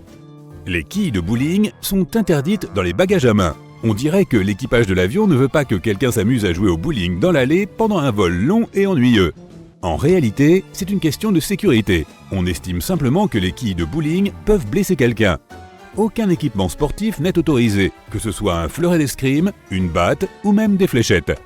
Les fléchettes sont tranchantes et aucun objet tranchant n'est autorisé à bord. Ces objets doivent voyager dans les bagages enregistrés, sauf si tu veux qu'ils finissent dans une vente aux enchères. Si tu aimes les choses faites à la main et qu'un vol transatlantique te laisse suffisamment de temps pour tricoter une écharpe ou une paire de chaussettes, opte pour des aiguilles à tricoter en plastique ou en bois et emballe-les soigneusement pour ne pas les endommager. Celles en métal seront probablement détruites en les faisant fondre et elles ne méritent pas un tel sort. Les boules à neige, comme tout autre objet contenant du liquide à l'intérieur, ne sont pas autorisées à passer la sécurité. Si ta boule à neige est aussi petite qu'une balle de tennis, tu auras peut-être la chance qu'elle soit permise, mais il vaut mieux jouer la sécurité et l'enregistrer. L'eau de javel liquide est définitivement un article suspect dans un bagage à main, même si tu voyages en chemise blanche. Premièrement, elle n'est pas autorisée à bord car elle est hautement inflammable. Deuxièmement, une chemise blanche toute neuve ne semble pas être le bon choix pour un vol. Le café et les turbulences ne font pas bon ménage. Troisièmement, les toilettes d'un avion sont bien trop petites pour faire la lessive. Si tu es un coiffeur en voyage d'affaires, tu devras probablement investir un peu plus lors de la réservation de ton prochain vol. Aucun décolorant pour cheveux n'est autorisé à bord. Les ciseaux ne sont pas non plus les bienvenus, sauf si leurs lames font moins de 10 cm. Au fait, les ciseaux confisqués sont souvent donnés à des écoles, ce qui est une bonne alternative à leur destruction. Mauvaise nouvelle encore pour les coiffeurs, en raison de la présence d'une cartouche de gaz remplie de butane, les fers à friser sans fil ne sont pas autorisés à bord. Bonne nouvelle, les fers à friser électriques sont tout à fait sûrs. Si tu es un artiste, tu as déjà dû avoir affaire aux règles de sécurité. Tu ne souhaites pas que ta peinture soit gelée ou abîmée dans la soute à bagages, alors tu voudras sûrement l'emporter à bord. La sécurité peut accepter tes peintures à l'huile tant qu'elles ne dépassent pas 100 ml. Mais il n'y a aucune chance que tu puisses emporter ta térébenthine hautement inflammable. Si tu n'aimes pas la nourriture d'avion et que tu as omis de commander un repas à bord, tu peux prendre n'importe quelle poêle ou casserole à bord et cuisiner toi-même. Non, tu ne peux pas cuisiner et tu ne peux pas non plus prendre une poêle en fonte. Elles sont trop lourdes, c'est pourquoi elles sont susceptibles d'être dangereuses. Si un agent des douanes la confisque, elle ne sera pas donnée à un restaurant local. Elle sera probablement fondue. Si tu veux faire un smoothie bien frais pendant ton vol avec les fruits autorisés à bord, comme une pomme ou une banane, mauvaise nouvelle pour toi. Les blenders ne sont autorisés que si tu enlèves les lames, donc techniquement, ce n'est plus un blender. Et c'est là que ta râpe à fromage entre en jeu. Les Christmas crackers anglais peuvent créer une merveilleuse atmosphère de joie et de bonheur pendant les fêtes de fin d'année, mais ils n'apportent rien d'autre que le désordre à bord. Ils font un bruit de craquement lorsqu'on les tire, ce qui peut effrayer les autres passagers. Ils ne sont pas autorisés dans les bagages enregistrés, pas plus que les canons à confetti et les cierges magiques. Les talons hauts et les semelles épaisses ne sont pas interdits, mais ils causent quelques problèmes. Si tu en portes, on te demandera peut-être de les enlever pour les faire scanner. Bien sûr, tu pourras mettre des couvre-chaussures en plastique, mais les sols de ces aéroports grouillent de microbes. Les robes de mariée sont aussi un problème. Certaines robes ne rentrent tout simplement pas dans l'appareil à rayon X, alors il faudra peut-être les vérifier 2 fois. Si tu es un fan de camping, attention, tu voudras probablement enregistrer un grand nombre de bagages nécessaires à ton voyage, alors n'oublie pas d'enregistrer aussi les piquets de tente. Mais si tu voyages léger avec un simple bagage à main, tu devras probablement en acheter une fois arrivé à destination. Comme ce sont des objets pointus, les piquets de tente ne sont pas autorisés à bord. Il est difficile d'imaginer que quelqu'un ait une perceuse dans son bagage à main de 2,2 kg. Mais quoi qu'il en soit, elles ne sont pas autorisées. Donc si tu es un bricoleur qui veut rapporter une perceuse comme souvenir de vacances, plutôt que de vulgaires aimants, tu devras l'enregistrer. Si tu veux te faufiler dans un avion avec une glacière pleine de glace carbonique, tu es presque sûr d'échouer. C'est une matière inflammable, donc les règlements de sécurité l'interdisent absolument à bord. Tu peux apporter jusqu'à 2,5 kg de glace carbonique, mais l'autorisation de la compagnie aérienne est nécessaire. Tout objet avec une lame non couverte n'est pas autorisé à passer la sécurité. En revanche, un rasoir jetable ou des cartouches de lame peuvent être emportés à bord. Les cutters et les couteaux, à l'exception d'un couteau à beurre lisse, doivent être dans les bagages enregistrés. Les pains de savon sont autorisés à bord, mais ne panique pas si un agent des douanes veut vérifier 2 fois ton sac après l'avoir scanné. Il se peut simplement qu'il ait l'air un peu bizarre sur l'écran et qu'il les induise en erreur. Le savon liquide, au contraire, suit la règle universelle des liquides. Les règles pour les piles peuvent varier. Les piles renversables de 100 ml ne sont autorisées ni dans les bagages à main, ni dans le bagage enregistré. Et les piles au lithium ne peuvent pas non plus être transportées à bord, car si elles sont endommagées, elles peuvent provoquer un incendie. Mettons que tu voyages avec ton animal de compagnie et que son jouet préféré soit un pointeur laser. Il devra s'en passer cette fois-ci. Les pointeurs laser ne sont autorisés ni dans les bagages à main, ni dans les bagages enregistrés. Une canne utilisée comme aide à la mobilité peut être autorisée à bord, mais étonnamment, les douaniers interdisent parfois cet article. Alors joue la sécurité et préviens la compagnie aérienne à l'avance. Sur ce, bon voyage! Quelqu'un crie à l'aide. On a vu des ailerons de requin dans l'eau. Le maître nageur agite un drapeau violet, mais il est trop tard. Les méduses ont pris le dessus. Il y a une énorme vague qui s'approche du rivage à 90 degrés. La panique s'installe sur la plage. Tu as une chance de sauver tout le monde avec ton kit de voyageur temporel. Tu prends ton guide de survie sur la plage avec toi et appuies sur le bouton rouge. Voilà, tu es arrivé à la plage 1 heure avant que les choses ne tournent mal. Des enfants ont construit un énorme château de sable. Ils ont creusé de plus en plus profondément pour obtenir du sable supplémentaire. Cette fosse qu'ils ont creusée au bord de l'eau peut générer un affaissement. Elle ne se remplit pas complètement, alors quelqu'un peut se tordre la cheville s'il y met les pieds. Parfois, les gens tombent dans d'énormes fosses. Le sable les remplit immédiatement et on a l'impression qu'on te jette du béton dessus. Tu dis à tout le monde autour du château de sable de bien regarder où ils mettent les pieds. La zone de sable spongieux juste ici pourrait bien être du sable mouvant. Elle se forme près des bords des rivières, des marais et des plages et est composée à 70% d'eau. Elle semble solide, alors tu vas vérifier avec un bâton et tu marches dessus tout doucement. Elle supporte ton poids. Si quelqu'un ne sait pas comment faire, il risque de s'enfoncer jusqu'à la taille. Le secret pour en sortir est de rester calme et de remuer lentement les jambes en étant allongé sur le dos. Pour ceux qui ne connaissent pas les règles, tu marques cette zone avec 4 bâtons. Tu vois une vague qui se déplace rapidement dans un angle droit par rapport au rivage. Le guide de survie sur la plage indique qu'il s'agit d'un courant de retour. Ils peuvent se former dans n'importe quelle partie du monde. Tu dis à tout le monde de rester hors de l'eau jusqu'à ce qu'ils disparaissent. Les couloirs formés par les courants d'arrachement sont généralement étroits et peu dangereux, mais ils peuvent devenir aussi longs et larges qu'une piste de bowling. Cette bête peut te tirer dans l'eau même si tu te trouves sur la rive. Si tu es pris dans un courant de retour, essaie de rester calme pour économiser de l'énergie et trouver un bon plan. N'essaie pas de combattre le courant, il gagnera toujours. Nage parallèlement à la plage jusqu'à ce que tu réussisses à sortir. Si cela ne fonctionne pas, essaie de crier à l'aide ou de faire un signe avec la main. Si tu essaies de sauver quelqu'un d'un courant de retour, lance-lui quelque chose qui flotte. Si tu vas dans l'eau pour le sauver, vous aurez peut-être tous les deux besoin d'aide. Un couple âgé cherche un endroit un peu calme pour nager, près de la jetée et loin de la foule. Tu rentres dans l'eau pour les avertir que c'est une mauvaise idée. La plupart des courants d'arrachement se forment près des jetées, des quais et d'autres structures se trouvant dans l'eau. Mais même un tout petit courant peut entraîner directement dans cette construction en pierre. Tu repères un groupe de plongeurs, ils transportent des caméras sous-marines pour prendre des clichés de la vie aquatique. Tu leur dis de faire attention aux oursins fleurs. Ils ressemblent à de jolis coraux, mais possèdent des épines venimeuses qui leur servent à effrayer les prédateurs. Ces épines sont aussi très dangereuses pour l'homme. Si tu marchais sur un oursin, tu aurais l'impression de marcher sur des clous ou du verre. Certains oursins possèdent également une morsure venimeuse. Certains serpents de mer ont plus de venin que les cobras. Ils l'utilisent pour paralyser les poissons, mais n'attaqueront jamais les humains en premier. Parfois, la marée les emporte hors de l'eau. Ils feront semblant d'être morts, mais pourront toujours mordre par réflexe. Cette morsure peut te donner des symptômes très désagréables. La rascasse volante, qui vit dans l'océan Atlantique, le golfe du Mexique et la mer des Caraïbes, est l'un des plus beaux prédateurs marins. Elle peut te piquer par accident avec son venin digne d'un cobra. Cela fait aussi mal que la piqûre d'1 millier d'abeilles. Certaines efflorescences algales, également appelées marées rouges, peuvent contenir des toxines naturelles dangereuses. Si tu repères des algues noires, blanches, vertes, brunes, violettes ou rouges, qui ressemblent à du fromage blanc, à une soupe épaisse ou à une espèce de pellicule sur l'eau, garde la tête et surtout ta bouche et ton nez éloignés de ces algues. Prends également une douche après être sorti de l'eau afin d'être tranquille. Quelqu'un crie qu'il y a une méduse qui pique dans l'eau. Tu parles avec le maître nageur pour lui demander de mettre le drapeau violet. C'est le signe international qui dit qu'il y a des animaux marins dangereux à proximité, surtout des méduses. Certaines d'entre elles sont inoffensives. D'autres, comme les méduses boîtes, grandissent à peu près jusqu'à la taille d'un humain et sont super dangereuses. La méduse à crinière de lion aime les eaux plus froides des océans Pacifique et Atlantique et peut atteindre la taille d'une baleine bleue si on la mesure avec ses tentacules.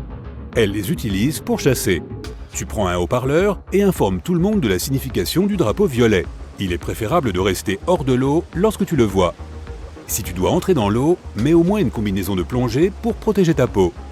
Une méduse gît immobile sur le rivage. Tu ne laisses personne la ramasser. Elle peut encore piquer. Si cela arrive, tu dois verser de l'eau propre sur ta peau et la recouvrir de vinaigre. La chaleur devient insupportable et une famille cherche de l'ombre sous un cocotier. Tu leur dis de trouver un autre endroit. Une noix de coco peut tomber à une vitesse folle du sommet de l'arbre. Heureusement, ils avaient déplacé la serviette juste avant que cela n'arrive. Pendant que la famille cherche un nouvel endroit pour poser sa serviette, tu lui recommandes de boire beaucoup d'eau. Cela permet d'éviter un coup de chaleur. Cela fait plus de victimes chaque année que les inondations, la foudre, les ouragans et les tornades réunis. Pour éviter d'en avoir un, l'eau plate est la meilleure boisson à consommer sur la plage. Une gentille vieille dame sort du pain pour nourrir les mouettes. Tu cours vers elle et prends le pain pour la protéger. Lorsque tu donnes du pain aux mouettes, quand elles volent, elles peuvent t'attaquer. Elles peuvent également te blesser avec leurs ailes, par accident, lorsqu'elles passent devant toi. Si tu leur donnes à manger, elles peuvent te suivre et piller tes sacs pour obtenir plus de nourriture si tu ne leur en donnes pas. Le mieux que tu puisses faire est donc de jeter tous les restes de nourriture dans des poubelles avec couvercle pour tenir les oiseaux à distance. 2 types regardent une vidéo YouTube sur la mer croisée. C'est une chose rare dans la plupart des régions du monde et cela n'arrive régulièrement que près de l'île de Ré. Lorsque le courant sous-marin fait aller l'eau dans un sens et que le vent l'envoie dans un autre, les vagues déferlent en carré, comme un échiquier dans la mer. Les mers croisées sont super dangereuses pour les nageurs et peuvent même retourner un gros bateau. Elles forment des courants d'arrachement et des vagues puissantes. Le mieux que tu puisses faire si tu assistes à ce phénomène est de rester hors de l'eau. Un énorme mur d'écume se dirige vers toi. C'est un shore break, ainsi nommé parce qu'il se brise directement sur le sable ou dans les eaux peu profondes avec une grande force. Si tu te mets sur son chemin, tu risques de finir gravement blessé. Lors des shore breaks, l'eau semble plus profonde qu'elle ne l'est en réalité. Ainsi, lorsque tu plonges sans être assuré de la profondeur, tu peux te blesser encore plus. Parfois, elles deviennent tellement grandes et puissantes qu'elles peuvent faire tomber les gens à terre et les entraîner au large. Si cela se produit et que tu commences à geler dans l'eau, n'essaie pas de nager trop vite afin de rester chaud. Détends tes bras, contrôle ta respiration et bouge tes membres le moins possible. Mets-toi en position fétale, c'est comme si tu étais assis dans l'eau et que tu embrassais tes genoux. Essaie de garder une partie de ton corps au-dessus de l'eau pour économiser la chaleur. La température de ton corps peut également baisser si tu es resté trop longtemps dans l'eau. Compte jusqu'à 10, puis reviens à 1. Si tu ne peux pas le faire plusieurs fois, sors immédiatement de l'eau. Sinon, tu risques de t'évanouir pendant que tu nages.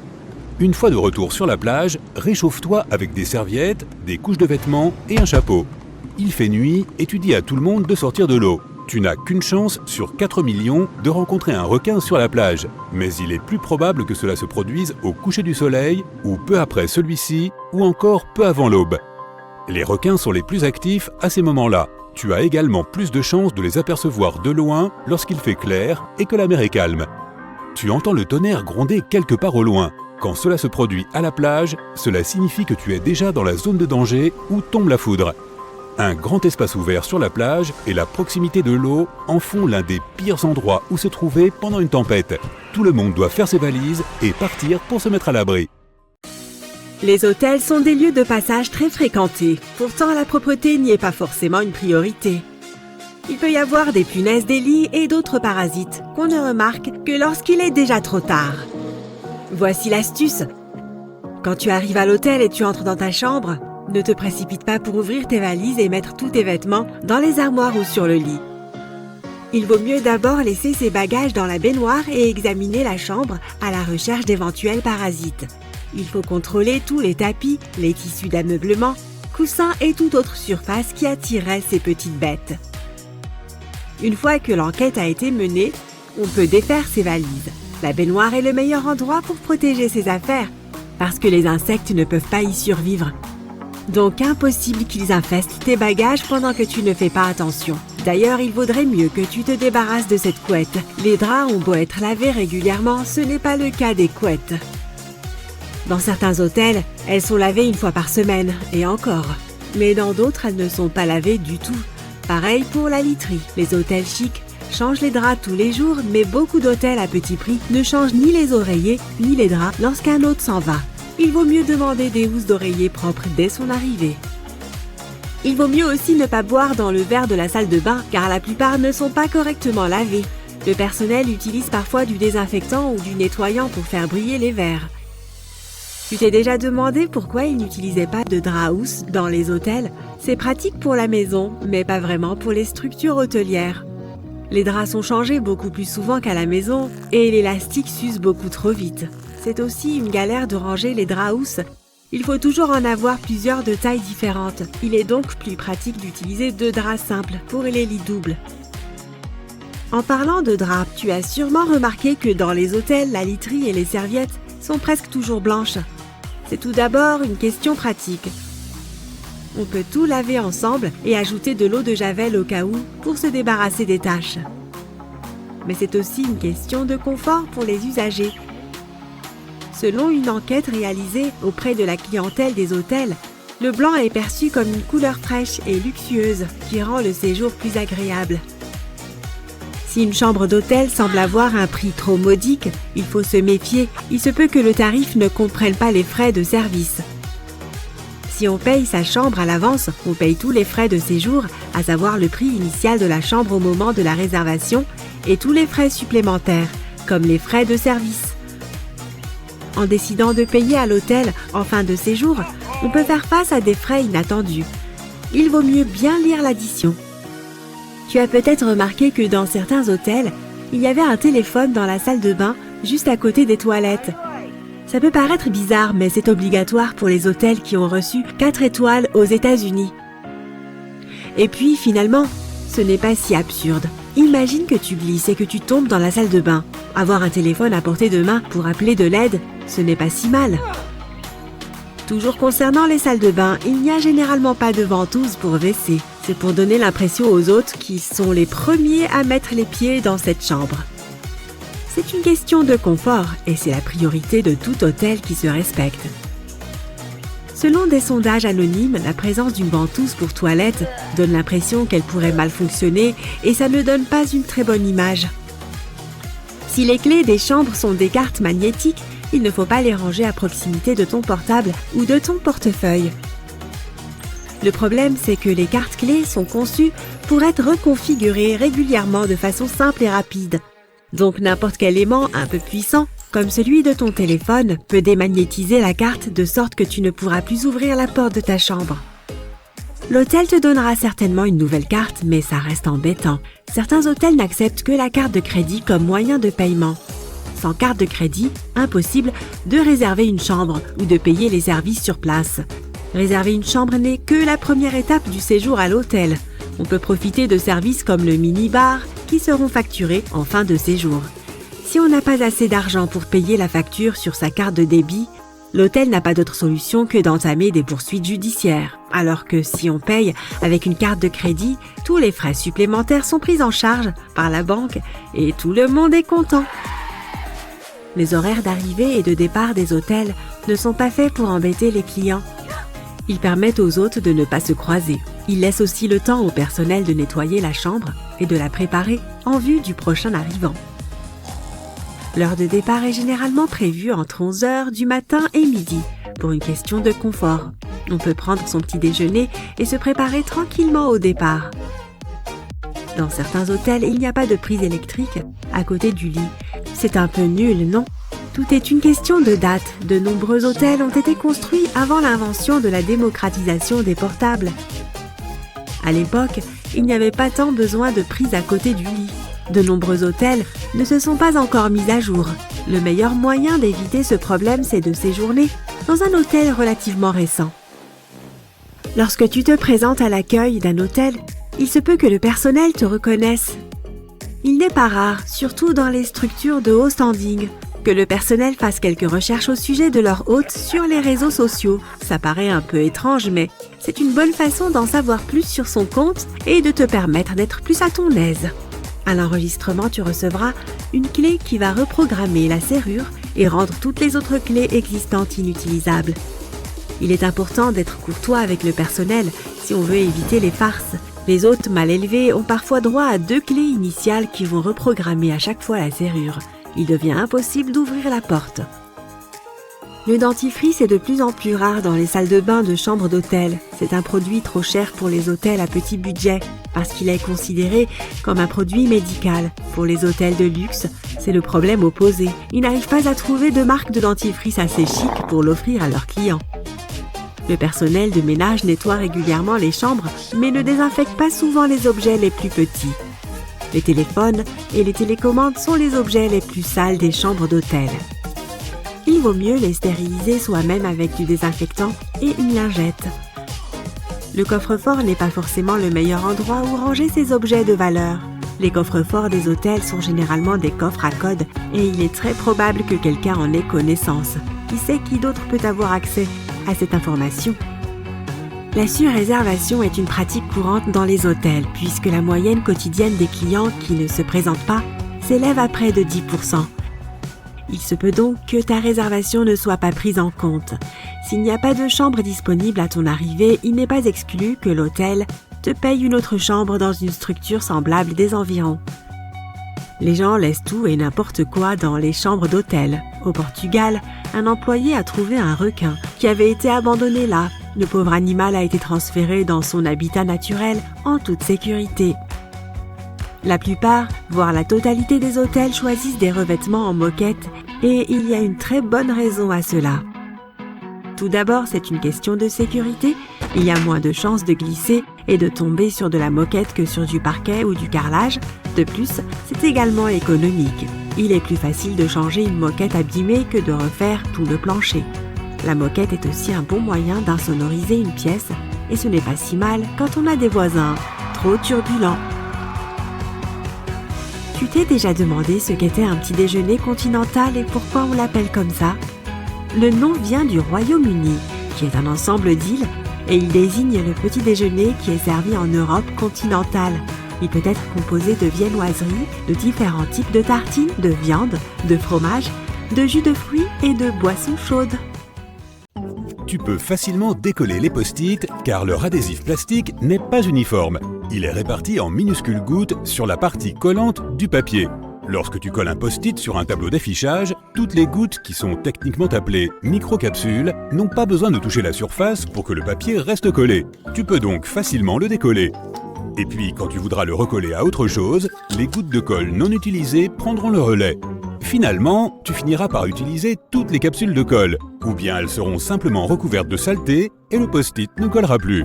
Si mâcher du chewing-gum est si satisfaisant, c'est parce qu'il est fait de caoutchouc. Les chewing-gums d'avant avaient une texture élastique à cause d'un élément appelé chicle, un type de latex naturel. Aujourd'hui, tu peux mâcher ton chewing-gum plus facilement car il est fait de caoutchouc synthétique. Certains caoutchoucs sont aussi utilisés pour les pneus de voiture, tandis que d'autres sont utilisés pour la colle Elmer parce qu'ils imitent l'effet du chicle. Les immeubles de bureaux sont un peu plus hauts pendant la nuit.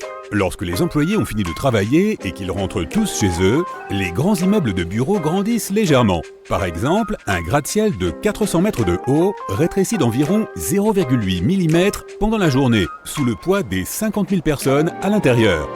Tu pourrais chauffer confortablement ta maison avec seulement 70 personnes à l'intérieur. Si tu as déjà été coincé dans une petite pièce bondée, tu sais que les gens dégagent de la chaleur corporelle. Il te faudrait environ 70 personnes en mouvement pour réchauffer ta maison en hiver en utilisant uniquement leur chaleur corporelle. Ou peut-être 140 personnes immobiles, si l'on considère que ta maison est équipée de 4 radiateurs électriques à accumulation et que les humains dégagent environ 100 à 200 watts de chaleur dans des conditions normales. Pourquoi le verre se casse-t-il si facilement? C'est parce que ses atomes ne sont pas très bien disposés. Contrairement à d'autres matériaux solides comme le métal, le verre est composé d'atomes amorphes, ce qui signifie sans structure, peu serré et disposé de façon aléatoire. Ces atomes ne peuvent pas se réarranger aussi rapidement pour conserver une structure solide, de sorte que le verre se brise et des fragments éclatent partout. Sais-tu pourquoi les hublots des avions sont la plupart du temps au-dessous du niveau des yeux?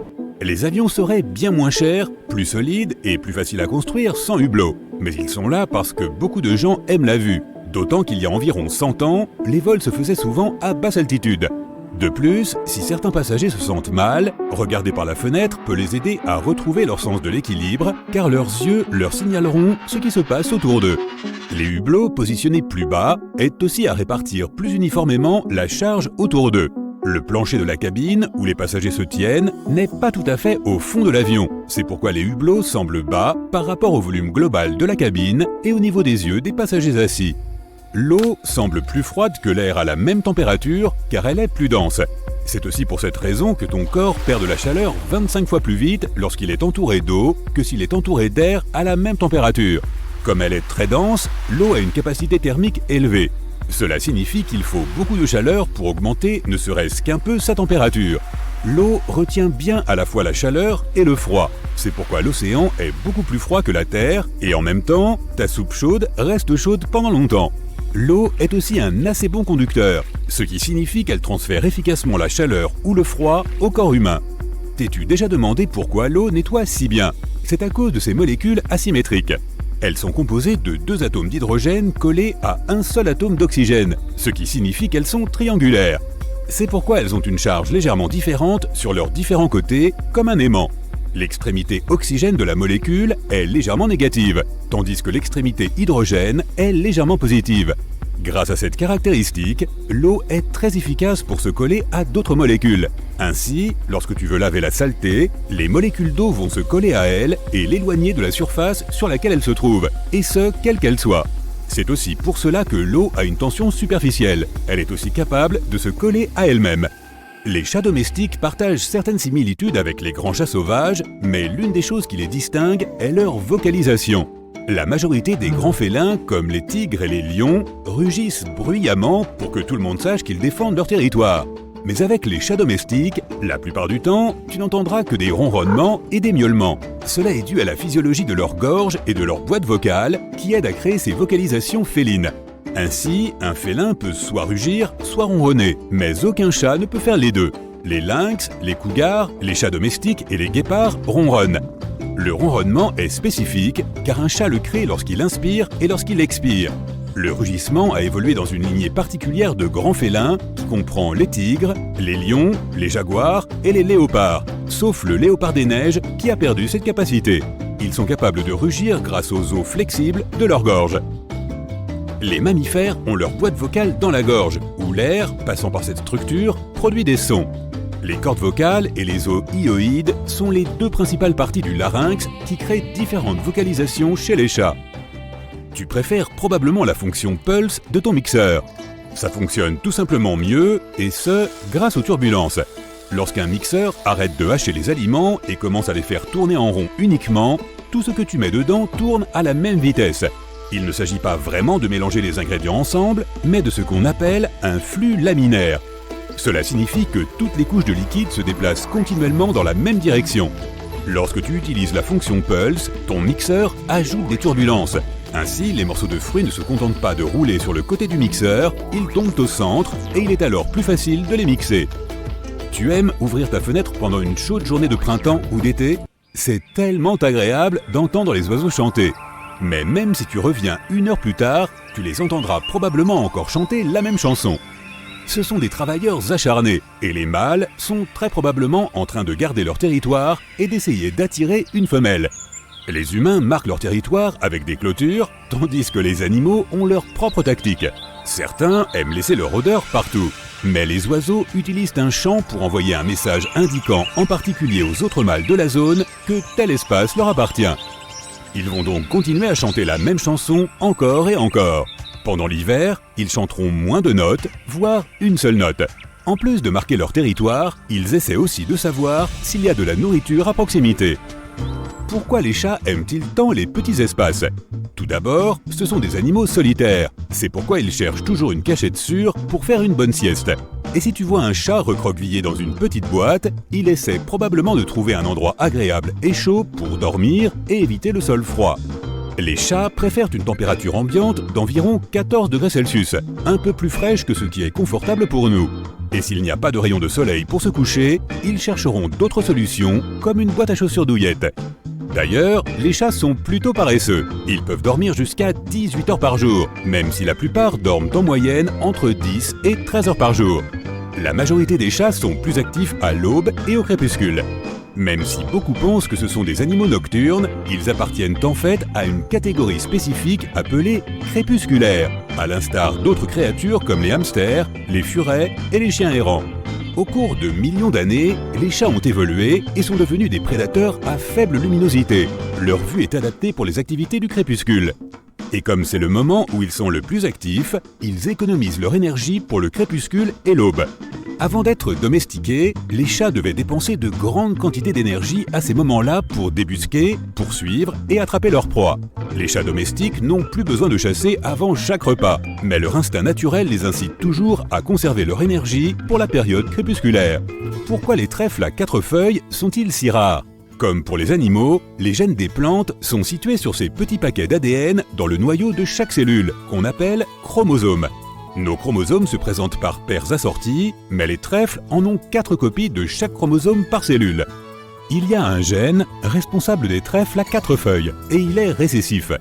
Cela signifie que cette plante ne créera 4 feuilles que si elle possède le gène à 4 feuilles sur les 4 chromosomes. Or, c'est plutôt rare.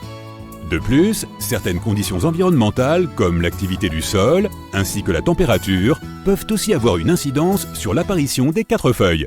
Fait intéressant, cette anomalie a tendance à se produire en grappe, donc si tu en trouves un, regarde autour de toi. Il pourrait y en avoir d'autres. Lorsqu'il fait trop froid dehors, les avions sont souvent retardés, ou dans des cas extrêmes, carrément annulés.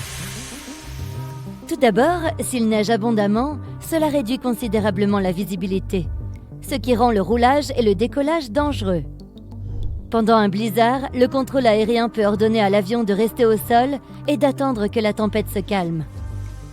La glace sur la piste est un autre problème. Le train d'atterrissage d'un avion n'a rien à voir avec les roues d'une voiture, et il ne peut pas être équipé de crampons pour éviter qu'il ne dérape. Et même si c'était possible, un avion doit développer une vitesse au sol bien plus élevée qu'une voiture pour décoller avec succès. Si la piste est verglacée, l'avion peut facilement glisser. Cela s'est d'ailleurs déjà produit dans l'histoire. En janvier 2014, l'aéroport JFK de New York a été fermé après qu'un avion a dérapé de la piste et s'est retrouvé dans la neige. Heureusement, personne n'a été blessé, mais le personnel de l'aéroport a dû extraire l'avion de la neige et même la police s'est jointe aux efforts. Même histoire pour l'atterrissage, qui est encore plus délicat dans des conditions de gel, car un avion se trouve dans un environnement beaucoup moins contrôlé et voyage à des vitesses encore plus grandes. De plus, alors qu'un avion sur le point de décoller et qui dérape finira probablement par s'immobiliser dans une zone ouverte, celui qui est sur le point d'atterrir pourrait finir par s'écraser sur les infrastructures de l'aéroport. Inutile de dire que c'est beaucoup plus dangereux pour tout le monde. Des conditions météo froides peuvent aussi provoquer la formation de givre et de plaques de glace sur l'avion lui-même. Les avions sont soigneusement conçus et toute altération de leur structure peut causer d'énormes problèmes. Comme le disent les pilotes expérimentés, même une fine croûte de glace sur les ailes d'un avion peut perturber leur conception délicate et détruire la portance. Les avions peuvent cependant être dégivrés. Le personnel de l'aéroport les asperge généralement d'une solution spéciale qui empêche la glace de s'accumuler sur la surface de l'engin. Mais revenons à la piste. Si elle est couverte de glace, tu ne peux pas faire grand-chose.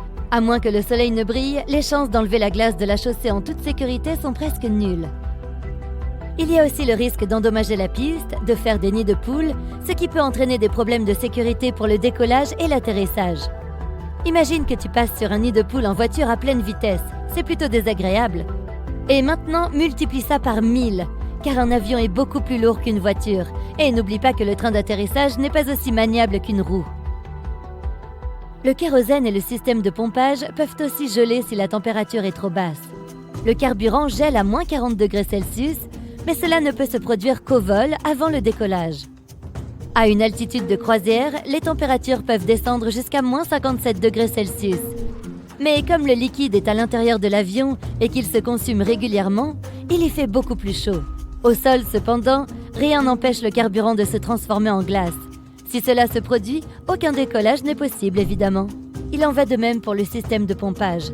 Même si le carburant est encore liquide, la pompe peut se couvrir de glace et cesser tout simplement de délivrer le carburant dans les réservoirs de l'avion. Dans le pire des cas, elle peut même tomber en panne, ce qui entraîne des réparations importantes et des retards prolongés. Enfin, les équipes au sol doivent faire un gros travail avant le décollage ou l'atterrissage, et ces personnes ne peuvent pas supporter le froid glacial trop longtemps. Ce problème est souvent résolu par le tag teaming. Un groupe de travailleurs part sur le terrain pour faire le travail, tandis que l'autre les attend dans un abri. Au bout d'une vingtaine de minutes, le premier groupe revient se réchauffer et le second reprend le travail là où le premier l'a laissé. Bien que cette méthode soit efficace, elle ralentit quand même beaucoup les opérations, ce qui peut aussi causer des retards. Mais malgré tous les problèmes que le temps glacial peut causer, il est en fait plus bénéfique pour un avion que la chaleur extrême. L'air froid est plus dense que l'air chaud, donc les avions gagnent plus de portance et restent plus sûrs dans les airs. Ils sont aussi plus faciles à contrôler en vol. Les molécules d'air sont plus lentes et plus proches les unes des autres, ce qui crée un flux d'air régulier autour des ailes et du cockpit. À haute altitude, l'air devient naturellement plus fin car les molécules d'air se dispersent et se font plus rares. C'est exactement la raison pour laquelle les avions ne peuvent pas atteindre les couches supérieures de l'atmosphère. Il n'y a tout simplement pas assez d'air pour créer une portance suffisante. La même chose se produit lorsqu'il fait trop chaud au sol. Les molécules d'air deviennent plus rapides et se dispersent, ce qui signifie que les ailes de l'avion n'ont pas autant d'air à pousser pour voler. Pour décoller dans une chaleur extrême, un avion doit se déplacer beaucoup plus rapidement pour générer suffisamment de résistance à l'air et de portance. Mais pour se déplacer plus rapidement, il a besoin que ses moteurs fonctionnent mieux et c'est également impossible lorsqu'il fait trop chaud. Lorsque l'air devient plus fin, la quantité d'oxygène diminue aussi.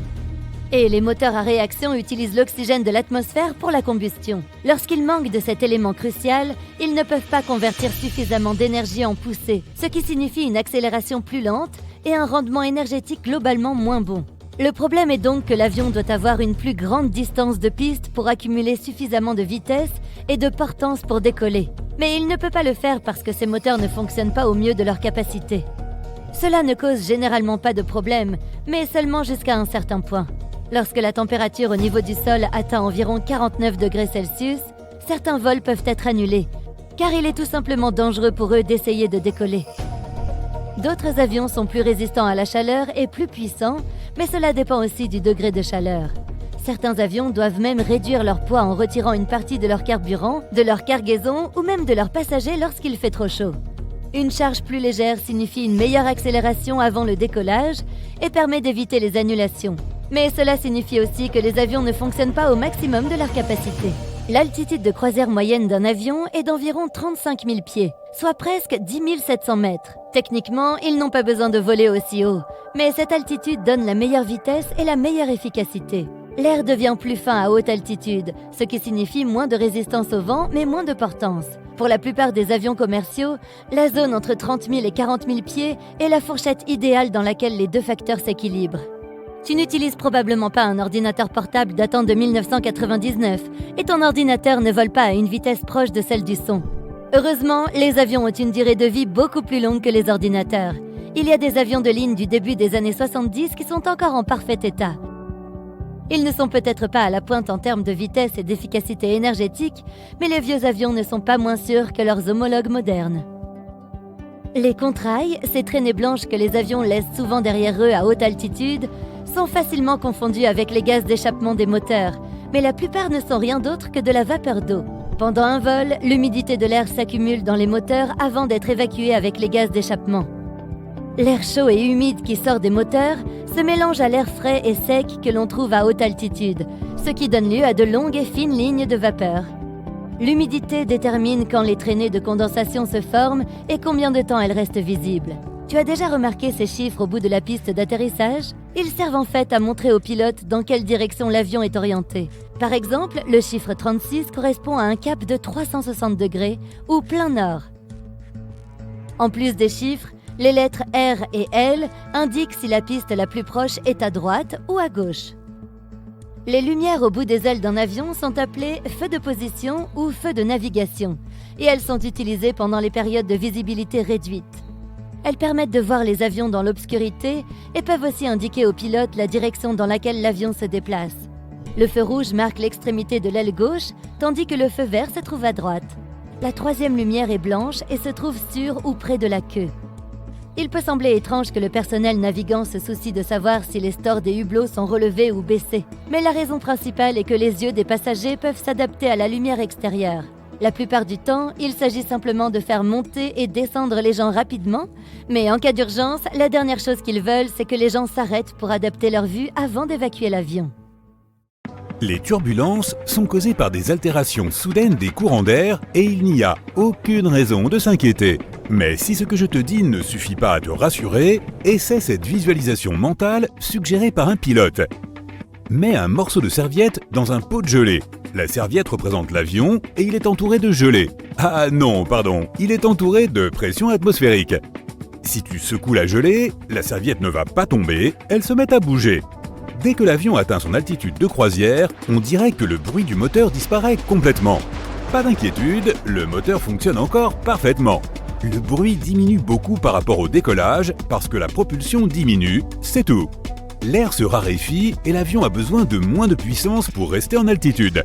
Si les pilotes maintenaient la même puissance qu'au décollage, l'avion dépasserait le mur du son. Et cela ne fait pas partie du plan. Ce petit trou à l'arrière des gouvernes des avions fait partie du bloc d'alimentation auxiliaire. Il sert à produire l'énergie nécessaire à l'avion, à ses lumières, à ses contrôles de navigation, au chauffage et à l'air conditionné. Ce bloc d'alimentation s'active quand l'avion est sur la piste de décollage. Ce n'est pas la source principale d'énergie dans les avions. Une fois que les moteurs sont allumés, le bloc d'alimentation se désactive. Il s'active ensuite au moment de l'atterrissage. Les turbines sont situées sous les ailes de façon à ce que la maintenance des engins soit plus rapide, moins chère et plus simple. Avant, elles étaient placées sur les gouvernes, mais cela demandait des équipements plus chers et beaucoup plus de temps pour les réparations. Quand on a commencé à placer les turbines sous les ailes, les prix des billets ont commencé à diminuer. Sur la plupart des avions, si tu es assis devant les sorties de sécurité, tu dois soulever le cache-hublot au lieu de le baisser, contrairement à tous les autres cache-hublots des autres rangées. C'est une question de sécurité. La sortie de sécurité sur l'aile est faite pour faire sortir les passagers le plus rapidement possible en cas d'urgence. Sur les avions, certaines portes restent attachées aux charnières et à la carlingue, alors que d'autres se détachent totalement. Mais la poignée d'urgence se situe au-dessus du hublot. Cette poignée est indispensable pour ouvrir la porte. Il y a une autre poignée à l'extérieur de l'avion. Les secours l'utilisent pour ouvrir la porte de leur côté. À cause de cette poignée, il n'y a pas la place pour que le cache-hublot se rétracte au-dessus de la fenêtre. Mais il y a suffisamment de place pour le cache-hublot en dessous de la fenêtre. Tout est clair maintenant. Tu peux soulever l'accoudoir de droite quand tu es assis côté couloir. Le verrouillage se trouve sous l'accoudoir. Ce n'est pas un bouton, mais un petit levier situé vers le dossier du siège. Tu peux lever l'accoudoir pour que les autres passagers s'assoient à leur place. Pareil pour l'accoudoir de gauche quand tu es côté fenêtre. Tu peux le soulever et t'appuyer contre la paroi. N'oublie pas de remettre les accoudoirs dans leur position d'origine pendant le décollage et l'atterrissage. Les avions emploient en général une petite mais puissante remorque à terre dans l'aéroport pour sortir en marche arrière de leurs emplacements de stationnement. Mais ça ne signifie pas qu'ils ne peuvent pas aller en marche arrière sans assistance.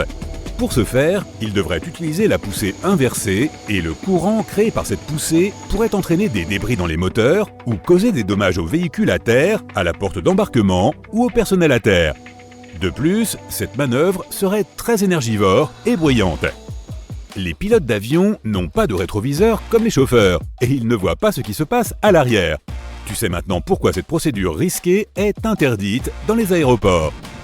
Les ailes des avions sont lisses afin que l'air circule facilement autour de leur surface et pour réduire la résistance en vol. Mais ces crochets jaunes convexes là, est-ce qu'ils ne réduisent pas l'aérodynamisme? Ils sont pourtant nécessaires en cas d'urgence. Imagine que ton avion doive effectuer un amérissage d'urgence en pleine mer. L'avion glisse sur la surface de l'eau, les bateaux de secours arrivent pour évacuer les passagers. Avant l'ouverture des portes, les toboggans d'urgence se gonflent.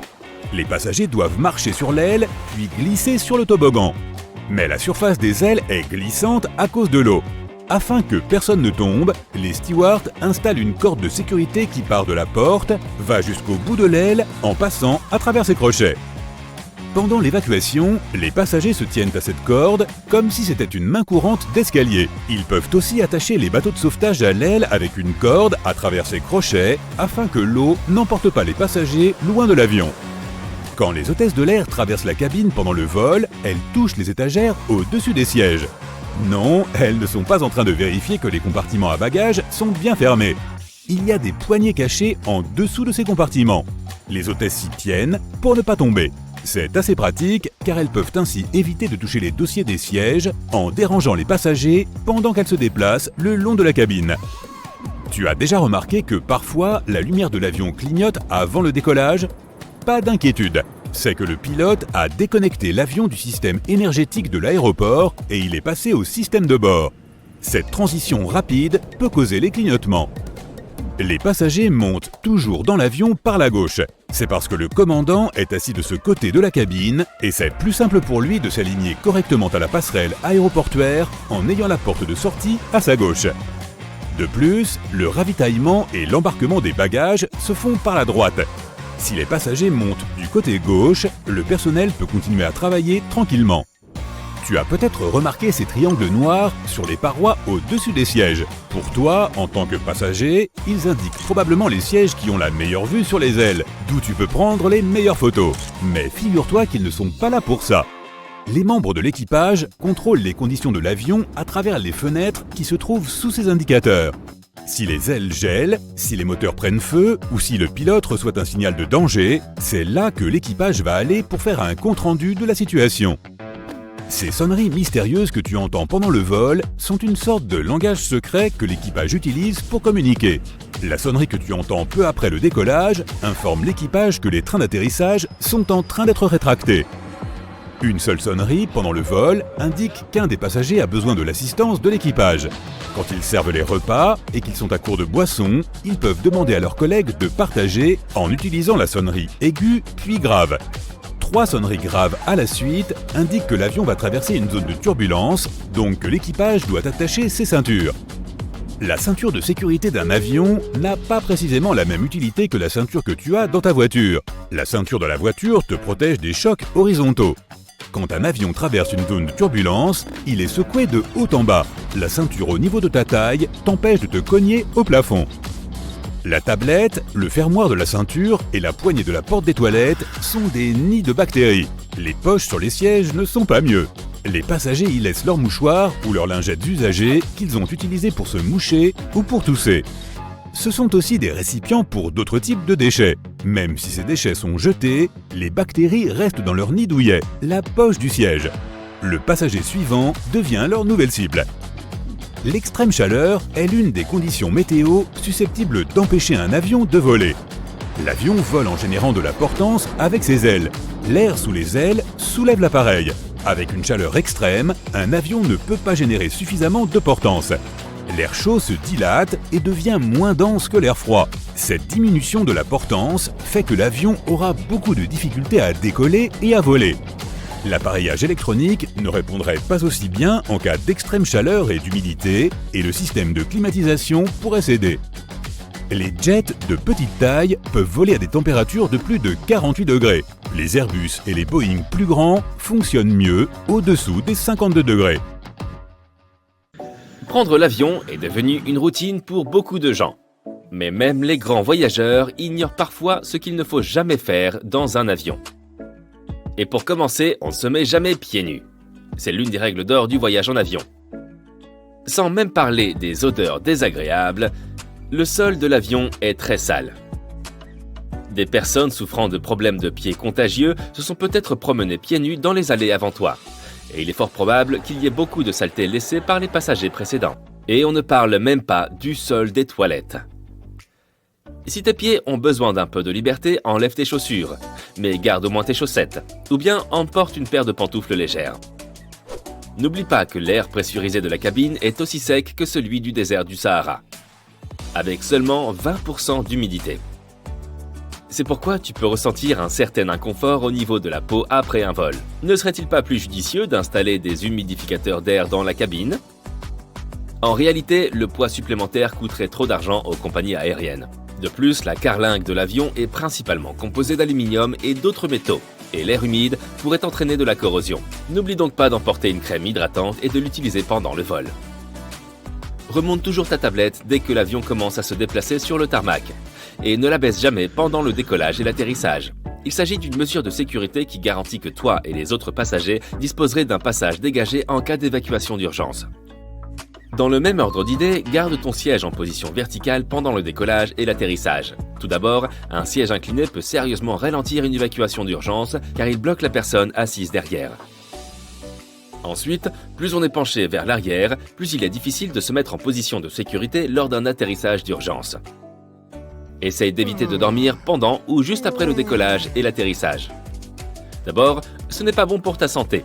Le principal problème est que la pression de l'air à l'intérieur de la cabine change très rapidement pendant ces phases du vol. Et cela affecte la pression de l'air dans tes oreilles. Il est donc important d'être vigilant pendant ces phases, de te détendre et de dégager tes oreilles, par exemple en bâillant ou en avalant fréquemment. Mâcher du chewing-gum fonctionne aussi. Si tu dors, tu ne peux pas le faire, ce qui peut entraîner des dommages permanents. Et bien sûr, il y a la question de la sécurité. La plupart des accidents se produisent au décollage et à l'atterrissage. Si tu dors pendant ces phases, tu risques de ne pas être assez alerte en cas d'urgence. La recommandation suivante vient de l'Agence pour la protection de l'environnement. Selon elle, il est préférable de ne pas boire de boissons chaudes dans l'avion. L'eau utilisée pour préparer le thé et le café ne proviennent pas de bouteilles. C'est de l'eau du robinet. Or, les réservoirs d'eau des avions sont souvent vieux et pleins de bactéries. En 2004, une étude a révélé que plus de 12% des échantillons d'eau contenaient des bactéries nocives. Si tu décides malgré tout de boire une boisson chaude dans l'avion, ne te verse jamais toi-même le café ou le thé. Le personnel de bord est formé à cette tâche dans les allées bondées d'un avion en mouvement. Tu éviteras ainsi le risque de te brûler ou de brûler d'autres passagers. Il est préférable de ne pas commander de Coca-Cola dans un avion. La pression de la cabine provoque beaucoup de mousse. Or, pour des raisons évidentes, les hôtesses ne veulent pas te servir un gobelet rempli de mousse. C'est pourquoi elles ne remplissent que la moitié du gobelet. Attendent que la mousse retombe, puis elles finissent de le verser. Cela peut prendre de longues minutes. Garde ton aérateur ouvert. Tu réduiras ainsi la propagation des germes. Les avions sont équipés de filtres à air de haute qualité. Ils retiennent jusqu'à 99% de germes en suspension dans l'air. Tu n'as donc rien à craindre, mais n'oublie pas d'essuyer ta tablette. Avec 8 fois plus de bactéries que le bouton de la chasse d'eau des toilettes, c'est l'endroit le plus sale à bord. Une autre chose à éviter est de t'appuyer la tête sur la fenêtre si tu as un siège côté hublot. Tu ne sais pas qui a occupé ton siège avant toi et de toute façon, la vitre risque d'être couverte de germes. Évite de porter des tongs ou des talons hauts pendant un vol. Ta survie pourrait être en jeu. En effet, ces deux types de chaussures rendent très difficile l'évacuation rapide de l'avion. Si tu portes de talons hauts, tu devras de toute façon les laisser derrière toi au cas où l'équipage utiliserait des toboggans d'urgence lors d'une évacuation. Les talons risquent en effet d'endommager le toboggan et il faudra donc les enlever. Maintenant, demande-toi si tu as vraiment envie de sortir de l'avion pieds nus. Non? Alors opte plutôt pour des chaussures robustes avec une semelle solide. Dans ce cas, tu ne te retrouveras pas pieds nus sur un tarmac brûlant ou en pleine nature. Ne mets pas d'objets lourds dans les compartiments supérieurs. En cas de forte turbulence, ces objets risquent de ne pas rester à l'intérieur et en tombant, de te blesser ou de blesser d'autres passagers. C'est pourquoi, s'il est difficile de soulever un objet pour le placer dans le compartiment supérieur, il vaut mieux le mettre sous le siège devant toi ou ailleurs. N'en veux pas au pilote pour un atterrissage un peu brusque. Si tu en fais l'expérience par mauvais temps, il se peut que ce soit intentionnel. Si la piste est recouverte d'eau ou de neige, l'avion doit toucher durement le sol pour briser la couche d'eau ou éviter l'aquaplaning. Sinon, l'eau pourrait jouer le rôle de lubrifiant et l'avion ne pourrait ni freiner ni répondre à une quelconque commande. Déployer un toboggan d'urgence alors qu'il n'y a pas d'urgence est une très mauvaise idée. Cela peut entraîner des retards de plusieurs heures et coûter des milliers de dollars aux compagnies aériennes pour remettre le toboggan intact dans son conteneur. Si tu te demandes pourquoi quelqu'un ferait une telle chose, certains semblent penser que cela les aidera à descendre plus vite de l'avion. N'ignore pas les instructions du personnel d'ouvrir les stores des hublots pendant le décollage et l'atterrissage. En cas d'urgence, cela leur permettra de voir ce qui se passe à l'extérieur, d'évaluer la situation et d'agir rapidement en organisant l'évacuation. Par exemple, s'il y a un incendie devant une issue, ils redirigeront les passagers vers une autre. Évite d'emporter des déodorants en spray ou de la mousse à raser dans ton bagage à main. Ces deux produits ont tendance à exploser en plein vol et ne sont donc pas autorisés à bord. Il est préférable d'opter pour des déodorants en stick.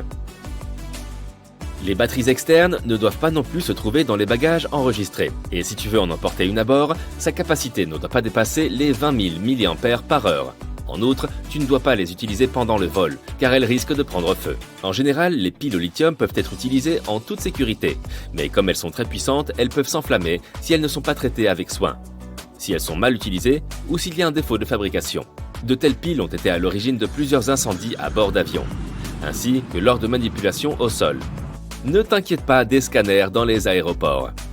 Ils ne sont pas dangereux pour la santé, sinon les employés des aéroports ne pourraient pas s'en approcher sans porter de vêtements spéciaux. Même lorsque tu passes devant un scanner à bagages, le risque est minime.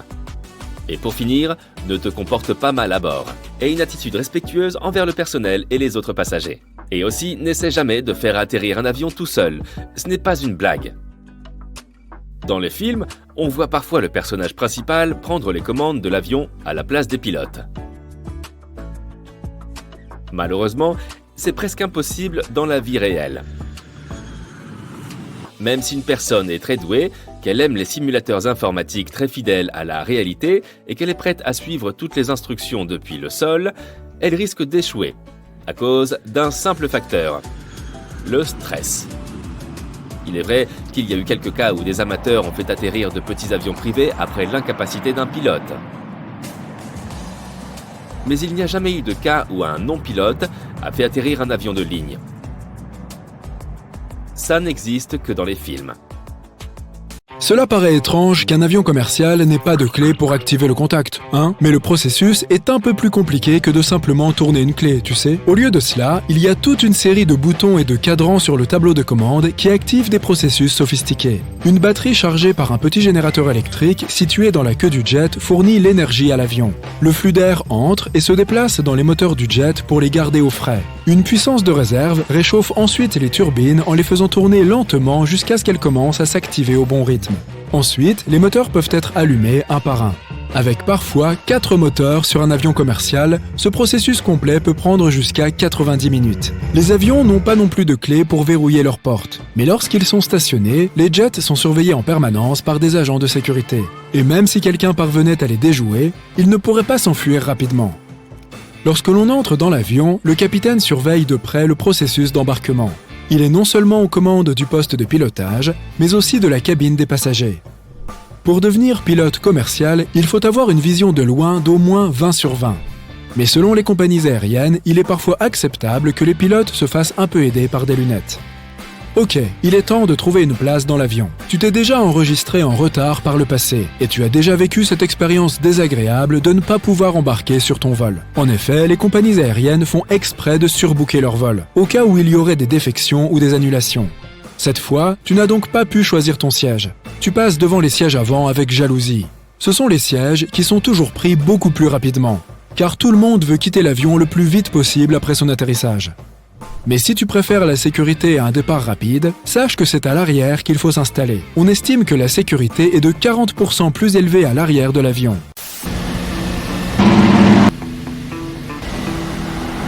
Peut-être que tu préfères prendre la voiture plutôt que l'avion. Les chances que quelque chose de dangereux arrive à un avion pendant un vol sont de 1 sur 11 millions. À titre de comparaison, la probabilité d'un accident de voiture est de 1 sur 5000. Tu as été placé à la sortie de secours. Excellent, il y a plus d'espace pour les jambes. Au cours des 30 dernières années, l'espace pour les jambes n'a cessé de diminuer d'année en année, jusqu'à 12 cm sur certaines compagnies aériennes. Non, ce n'est pas toi qui as grandi. C'est juste que plus il y a de passagers, plus la compagnie aérienne gagne de l'argent. Les compagnies ne construisent pas leurs propres avions, mais achètent des avions fabriqués en usine. Ensuite, chaque compagnie aérienne détermine sa propre structure et organisation des sièges. Voilà pourquoi les sièges ne sont pas toujours alignés sur les fenêtres. Mais ce n'est pas grave, tu as la meilleure place. Même si c'est toujours un peu angoissant d'être assis à côté d'une porte de secours. Que se passe-t-il si l'on y touche accidentellement en dormant et qu'on l'ouvre? Relax. Il est en fait impossible d'ouvrir ces portes en vol. La pression de l'air à l'intérieur exerce une pression sur chaque centimètre carré de la cabine. Sur la porte elle-même, cette pression équivaut à 454 kg de pression. C'est beaucoup.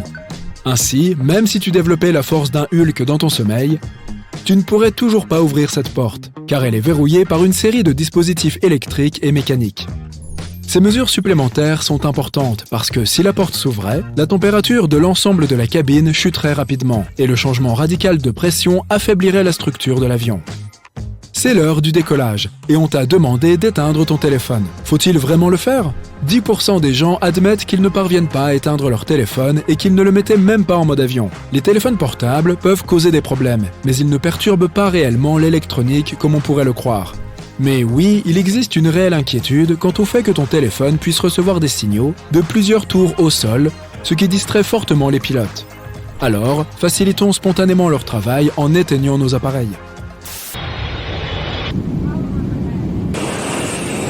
L'avion a atteint 12 000 mètres. Tes oreilles se sont débouchées et le signal de ceinture de sécurité est éteint. L'hôtesse de l'air marche dans l'allée, les bras tendus vers l'extérieur. Le personnel navigant marche de cette façon pour garder l'équilibre dans un couloir si petit. Ils essayent d'éviter de perturber les passagers, donc ils n'utilisent pas l'appui-tête des sièges. Et en cas de turbulence soudaine, il existe des emplacements spéciaux pour s'agripper sous la soute à bagages si nécessaire. On estime qu'1 demi-million de personnes volent dans le ciel à chaque instant. En ce moment, tu fais donc partie de ce groupe spécial qui représente 0,1% de la population mondiale. Tu regardes par la fenêtre et tu admires les ailes blanches. Les avions sont peints en blanc et dans d'autres couleurs plus claires pour aider à réfléchir le rayonnement solaire. Cela permet d'éviter les dommages causés par le soleil en réduisant la quantité de chaleur reçue par l'avion.